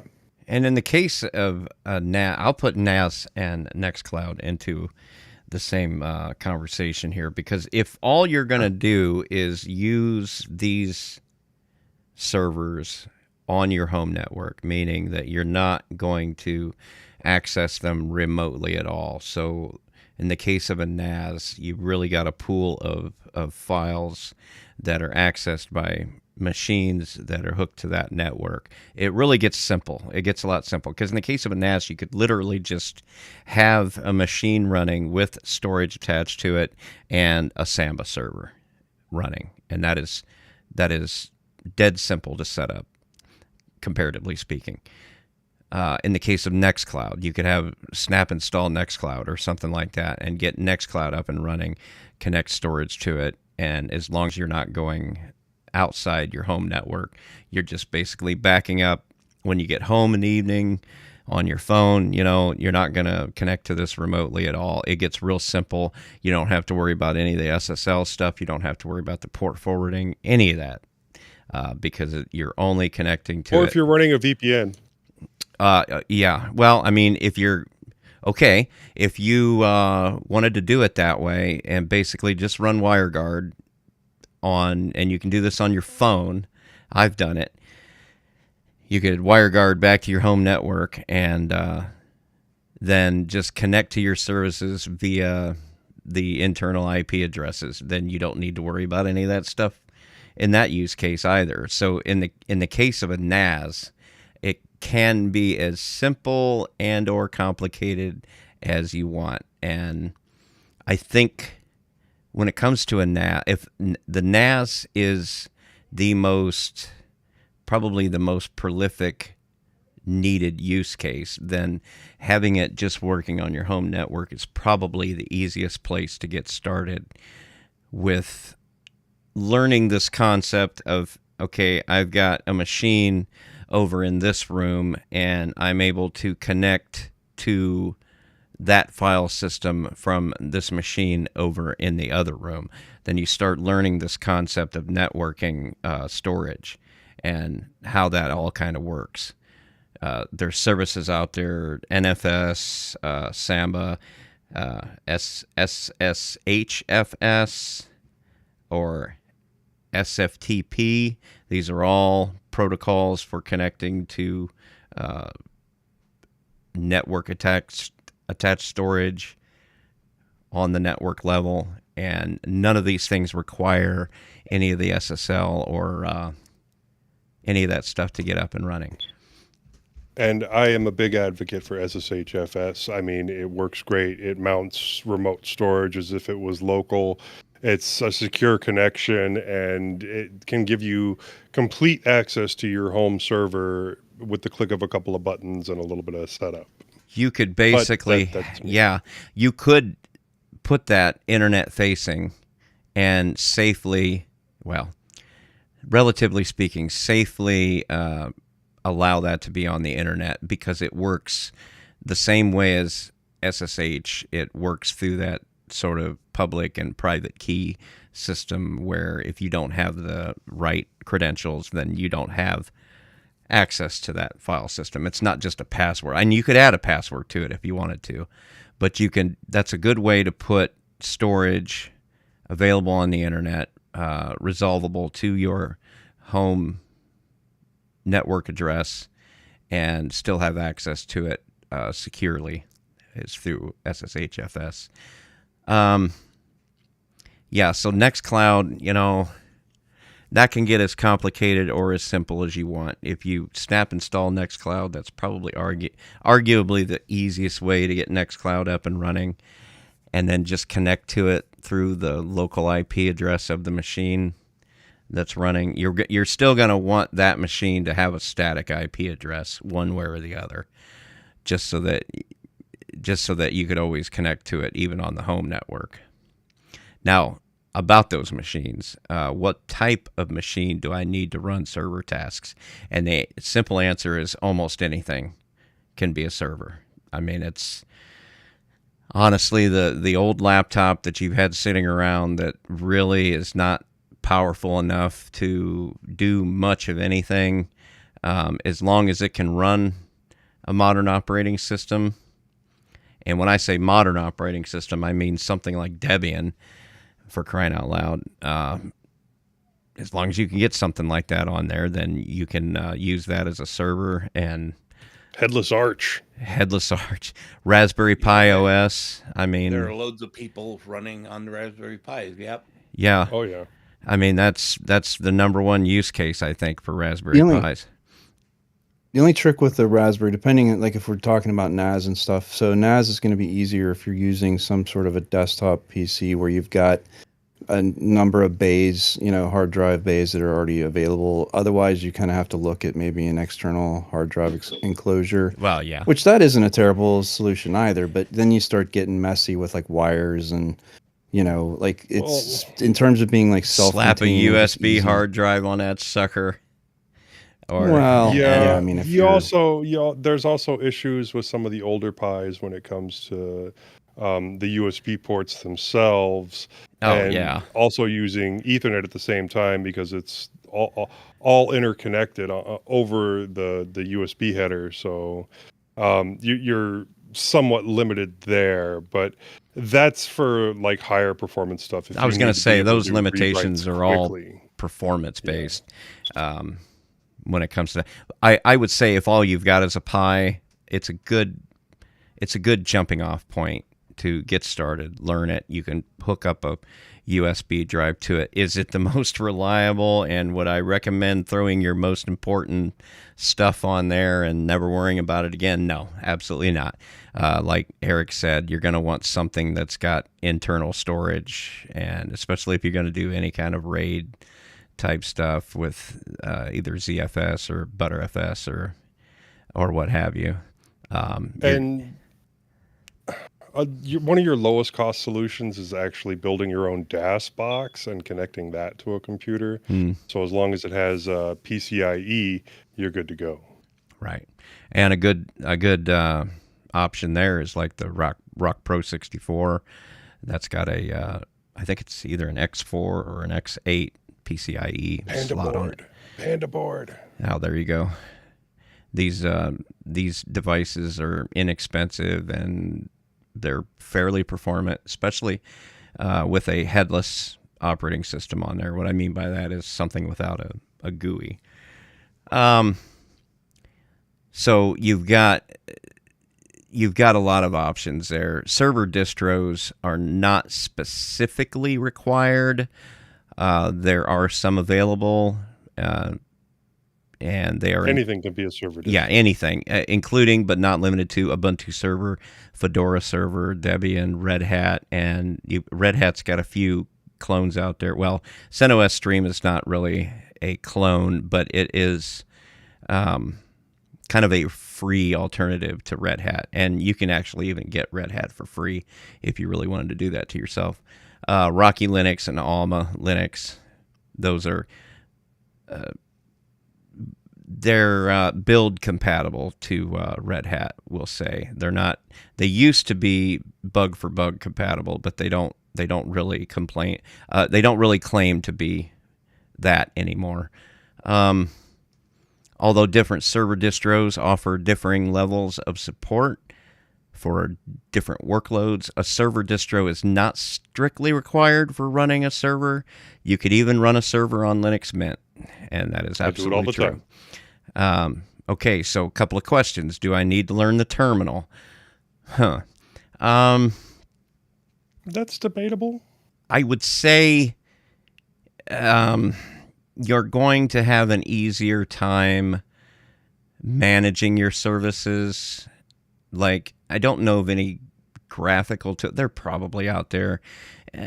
I suppose you can use Nemo or whatever. If all you're going to do is set up a Samba server or something, you could use the plugins in Nemo to share those directories or whatever. Yeah, I was going to say something along the lines of, you're going to need to access config files, but I guess you can do that graphically. But a big one would be like systemctl. Yeah. And restarting services after you update them. Because you're not always, doing a reboot is not always going to be an option with servers. Sometimes you have to manage. And that's why Canonical put a lot of work in Live Patch for their LTS versions, where kernel patches can be applied on the fly, because not everybody can do a reboot. There are things, and I'm not going to say I want to instill bad habits into someone, but there are things like Cockpit, there are things like Webmin. There are systems out there that will help you do some of the heavy lifting in terms of, setting up the underlying system. You have complete graphical solutions out there, like your TrueNAS Scale, and that's OpenBSD, and then Open Media Vault, and that's a completely graphical solution to all these things. And I mean, like you said, I'm not someone who generally loves snaps, especially on the desktop, but on the server, snaps on Ubuntu server are magical. I mean, honestly, if you want to set up, you can literally type in a couple commands and it will do all of the prerequisites and kind of get everything lined up to do, to install, Nextcloud, to install a LAMP stack, to install sort of these server packages. And the vendors have worked with Ubuntu. Ubuntu is two different companies. It really is. I'm telling you, on the server, they have made life so easy on administrators to get up and running and deploy and support, and their server side stuff is really top notch. And it's not like the desktop is any slouch, but it's a completely different focus, in my opinion. So Snap, on the server is really, it's so easy to just go through. Or if you're not doing snaps, then you do server role, right? And you can install native packages instead of the snaps. But I mean, they're moving more towards snaps. But yeah, I mean, that is not a bad way to get started. To say I want to run a Nextcloud server so that I can do the photo backups and the file, access and all that sort of stuff that comes with having my own private cloud system. And so I'm setting up I have an old desktop PC. I've got, 3 or 4 drives that I can just stuff in there. I can sort of go through setting up through some tutorials, the underlying system. I do snap install, Nextcloud, and with not a lot of effort compared to doing it all sort of by hand. And also you've got best practices in terms of the things that need to be there from a firewall configuration standpoint, from a, it's doing some of the best practice stuff for you. Mm-hmm. I think Ubuntu server is kind of hard to beat when it comes to that kind of stuff. Yeah, it's real compelling. But I mean, to go back to the terminal question, when it comes to these snaps and I'll especially, rip the Band-Aid off. You got to. Yeah, you got to, because there's so many, the whole snap ecosystem. When it comes to Nextcloud, there is a butt ton of commands that Snap can do. It's just not that bad. to- It just Bill. isn't. No. Bill, I have to correct you. You said TrueNAS scale is BSD. TrueNAS has phased out their BSD altogether. They're totally Linux now. Ooh, thank you for that. They still are doing support on their old BSD systems. That's But the one. they're- Okay. Yeah, Well, there you they're go. Not still. They have different names. TrueNAS I think- scale, I believe, is Linux. I think their paid offering, though, is still BSD, isn't it? Or is that No, also? They've gone totally Linux. Well, there you go. Speaking from all my reports on Full Circle Weekly News, where I have to say that every bloody time there's an article on TrueNAS, Shameless plug right there for Full Circle Weekly News. which But is yeah. currently out of operation until Eric the Unready can get his situation back stable. Right on. So, yeah, rip the Band-Aid off, start that terminal up, and learn some commands because, yes, when it comes to servers, can I use a desktop environment on a server distro? Sure, but you're still going to have to fire up It's a a terminal. bad habit. Yeah, it's a bad habit. I mean, even Red I Hat do and CentOS offer a really stripped down graphical terminal or graphical server offering where you've got a bit of a graphical interface, but for the most part you're still going to have to open a terminal to do any of the management. So if it helps you to get started to have the graphical interface in front of you so that you can still have easy, you still see the network settings in front of you, you still see notifications and stuff like that. If that kind of bothers you, then go ahead. I think you're not going to lose. Promising career as a Windows admin. Yeah, because if you're using your server to do other things as well, like acting as a set-top box. Yeah. Well, yeah. I mean, if we're crying out loud, you only got one machine, and that machine's got to be your server and your desktop. I mean, that's not beyond the realm of possibility either.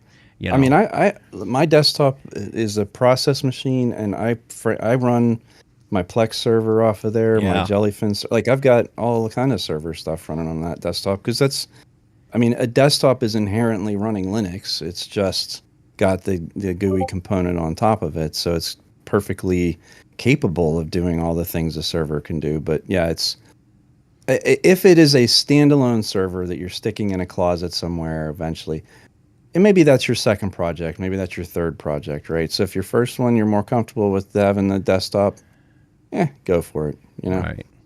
But yeah, if you're running a rack and it's just completely not doing nothing else but being a server, then why waste the processing power on having a graphical desktop set up? Yeah, because it's going to sit in your memory using up addressable space. So if you're never looking at it, then it's really not worth the time. But if you are not comfortable with it at first, then maybe, it is a good idea.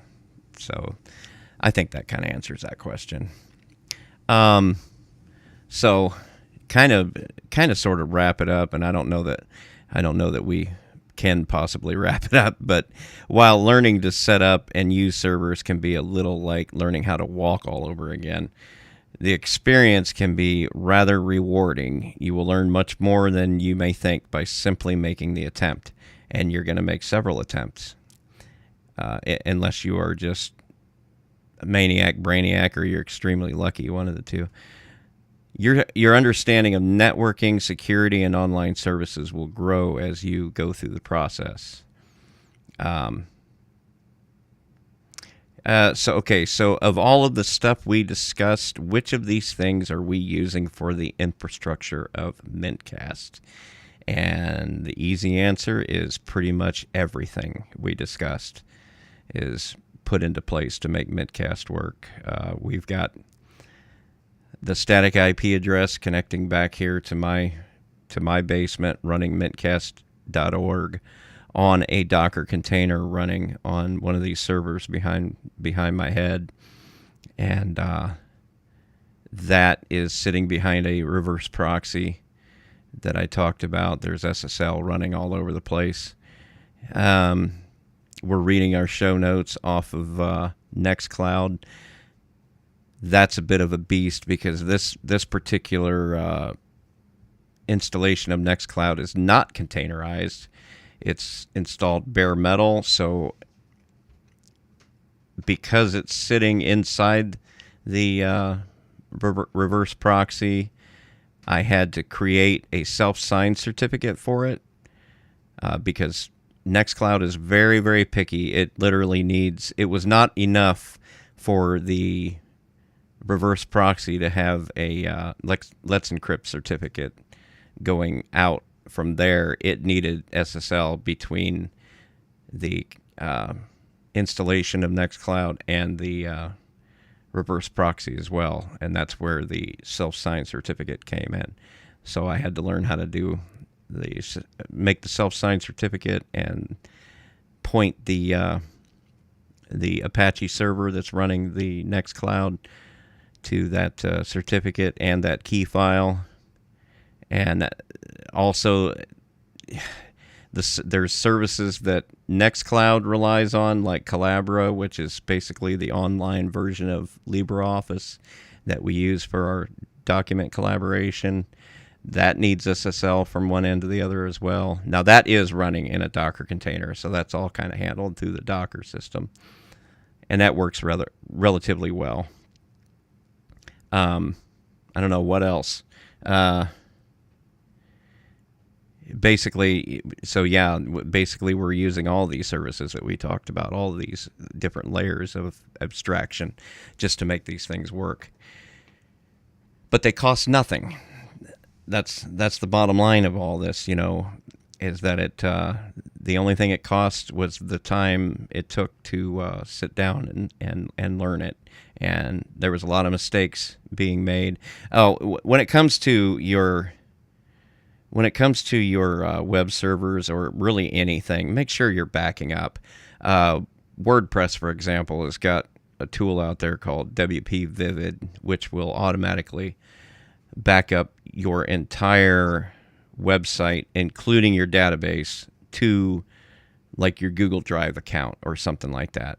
And there's other options as well, but that's the one that we use. It backs up to our Google Drive, and if something were to happen that was catastrophic, and we would lose our web server, then there's a backup of every single bit of data on that website, and it backs up every 24 hours. So any potential loss would be minimal. So it's backing up is just as important when it comes to web services as it is for anything else. So keep that in mind as you move forward. And I linked in the show notes here, and the show notes are linked in the show's description, some useful resources that have kind of helped me when I was setting up some of this stuff. You got LearnLinux.tv. This guy makes these videos and tutorials on how to set up all kinds of stuff. He's got a book out there as well. I'll go ahead and plug, called here's some more showing stuff on camera on a podcast. Mastering Ubuntu Server by Jay LaCroix. He's got that website, and it's a rich treasure trove of tutorials and information to get stuff set up step by step, copy and paste. I mean, come on, it doesn't get any better than that. Perfectmediaserver.com. If you're looking to put together a server for yourself to serve up your movies and TV shows, that's a good resource for that. And then linuxserver.io. They are kind of a repository of Docker-specific informations, and they maintain a good number of the Docker images that are out there, and they're good. They're good about their documentation as well. There's links to all those in the show notes. I don't know. What else, guys? This is, I mean, to Joe's point earlier, I mean, it's a bit of a nebulous topic, and it really comes down to what is it that you're trying to accomplish.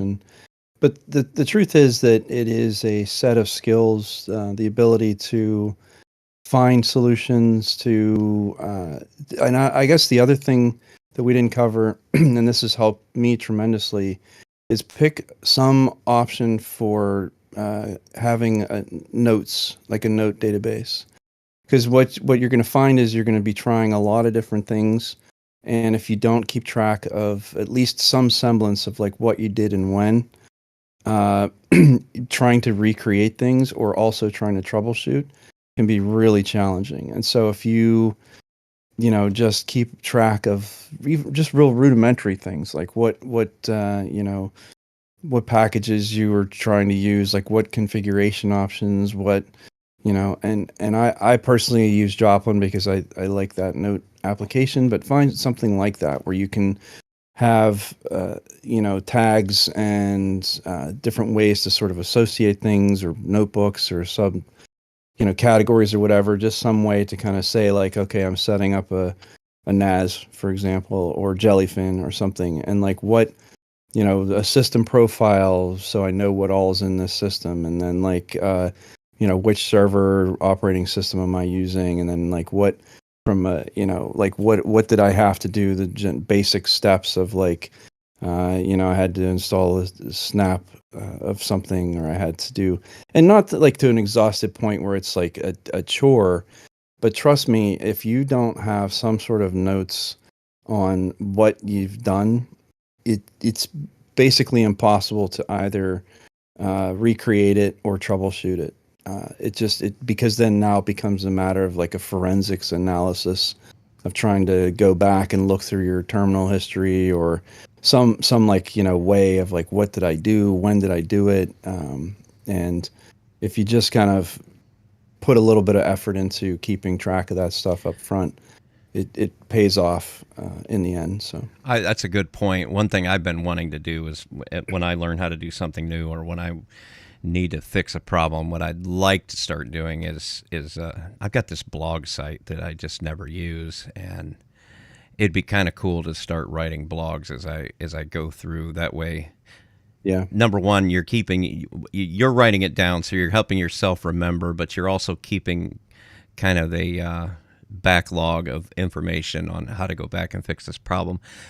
Even more than that, you might help somebody else that's having the same problem as you are, by offering kind of step-by-step instructions on how to fix it. So yeah, that's a good point. One of the detractors I want to point out here is when you're doing it all yourself, yes, you are saving money, and that's a big thing. And yes, you are learning, and that's another big thing. But one of the detractors is you are your own maintenance. And if something goes wrong, there's nobody you can blame but you. And if you have a hard drive die, then you're the one that's going to be spending money on a new hard drive, not whatever company you're paying a monthly service fee to, because you're not. This is true. But this is probably where we're going to have to wrap this up. It's running long. Probably one of our longest shows in a while. So, did you cover all three of your links? Yes, I did. That's pretty much all I've got for right now. Then let's move on to vibrations from the ether. And we did get a love letter. Joe, do you want me to read the letter and your response? Sure. Righty then. This is from Wayne, and he says, "Hi folks, thanks for the show. I admire the long-standing run mintCast has been making. On listening back to previous shows, I heard you bring up the Dell tablets that run Linux well. On hearing about these, I purchased a Dell 5290 tablet, which is kind of like the Surface Pro. I'm running Pop! OS on it, which has been a reasonably good experience, and I'm happy with it. I haven't, however, managed to get the webcam working. Do you have any pointers in getting the webcam to work in a Debian-based distro? Other than that, the 5290 has been a great experience on Linux. Best wishes, Wayne." And then I responded, the Dell cameras are notorious on Linux for not working. Eric and myself tend to use external webcams or none at all. But I did find some instructions, so maybe we are wrong. And then I posted a link to the instructions that I found. I don't know if they're quite specific to the Latitude. I did not go through it all that much, but I wanted to post it in case there was. And then he responded. And Joe responded, "Hi, Joe. Thanks for your speedy response. I see. I wasn't sure if I was missing out on something. I noticed in the article they speak about Dell systems that are already Ubuntu ready. I'll give this a go and report back. Many thanks, Wayne." Yep. And that has been something that we've all mentioned several times, is that the cameras on the Latitudes just plain don't work. Or you get some really blurry black and white image that is grainy as hell. But yeah. Well, it's because there's two cameras. There's an IR camera, which is a Windows Hello camera. So if you do run Windows, which I still have a Windows partition on that system, it will log you in because it has the Hello IR camera. The second camera, well, there's actually three cameras. There's one that faces backward, there's one that faces forward, and then there's an IR camera as well facing forward. So, yeah, and neither of the video cameras work with Linux, at least by default. I'm reading this link that you posted, and I'll try it to see. But the truth is, I don't tend to use a webcam very often, at least not on that system. And if I did, honestly, the simplest solution, if it didn't work, would be to just have an external one and use it. I mean, you can get very reasonable little like clip-on ones, or even there's a USB port right on the side, sort of right at that level. So I can imagine, I've seen ones where you plug in and then it's like you can adjust the angle of it just from the USB port itself. And so there's probably going to be a fairly straightforward and inexpensive solution. But yeah, that is one of the things with especially something like a Dell or an HP or Lenovo, is certain hardware, things like fingerprint readers, cameras. Those are generally specific to just a few models.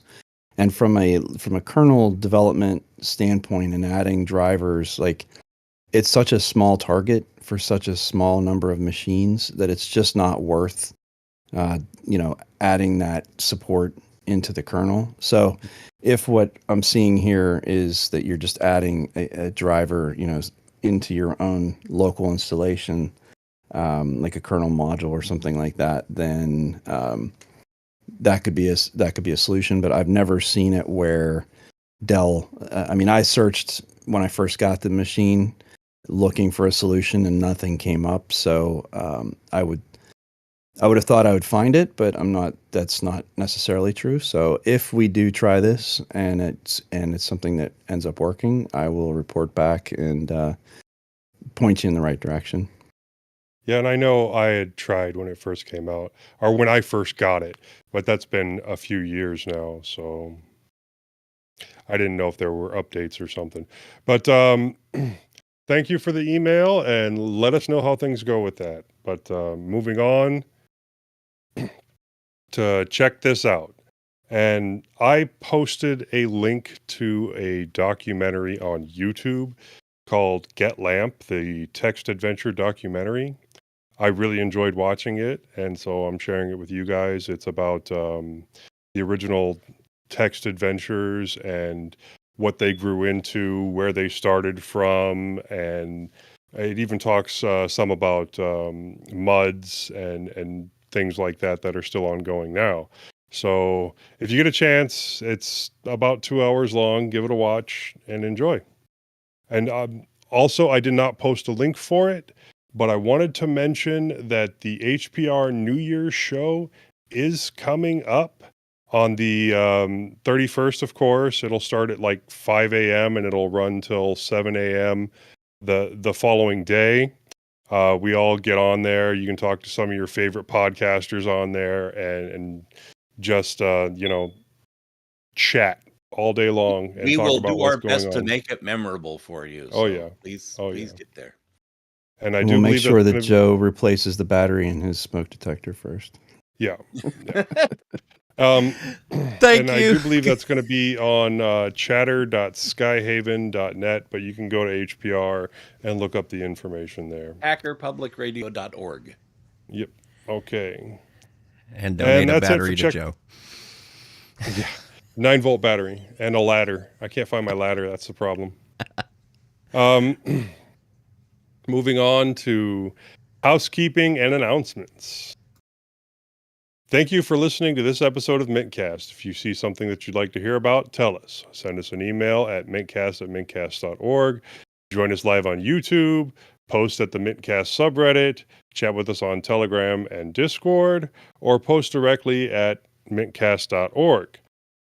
Next episode, 2 p.m. U.S. Central Time on Sunday, December 22nd, 2024. And you can get that converted to your time zone with the link in the show notes. Next roundtable live stream, 2 p.m. U.S. Central Time on Saturday, December 14th, 2024. And you can get that converted to your time zone with the link in the show notes. Next roundtable live stream, 2 p.m. U.S. Central Time on Saturday, December 28th, 2024. And you can get that converted to your time zone with the link in the show notes. Live stream information is at mintcast.org/livestream. And to wrap it up, if you like the sound of my voice, I'm Joe, and you can catch me on the Linux Link Tech Show, tllts.org, the Linux Lugcast, linuxlugcast.com. You can send me an email directly, jb@mintcast.org, or you can buy me a coffee on Ko-fi. Moss?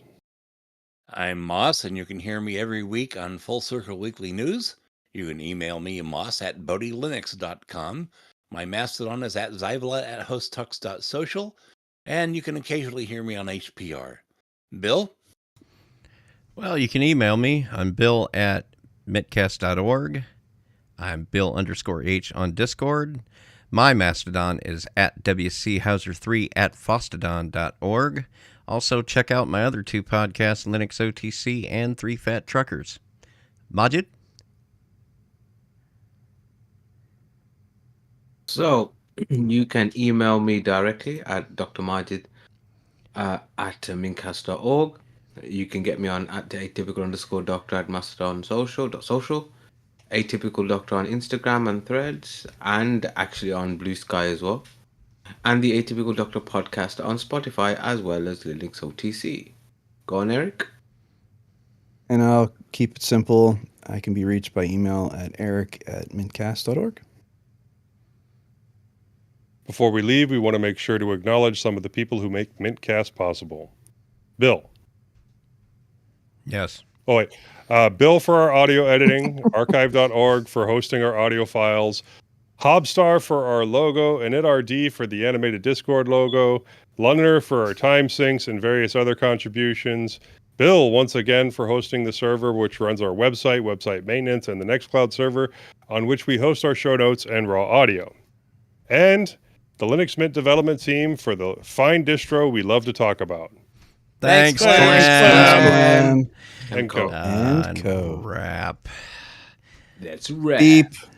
Thanks, was a nice everybody long in show. the live stream, especially Well, those I of will you that agree stuck with by. the long part. The nice part.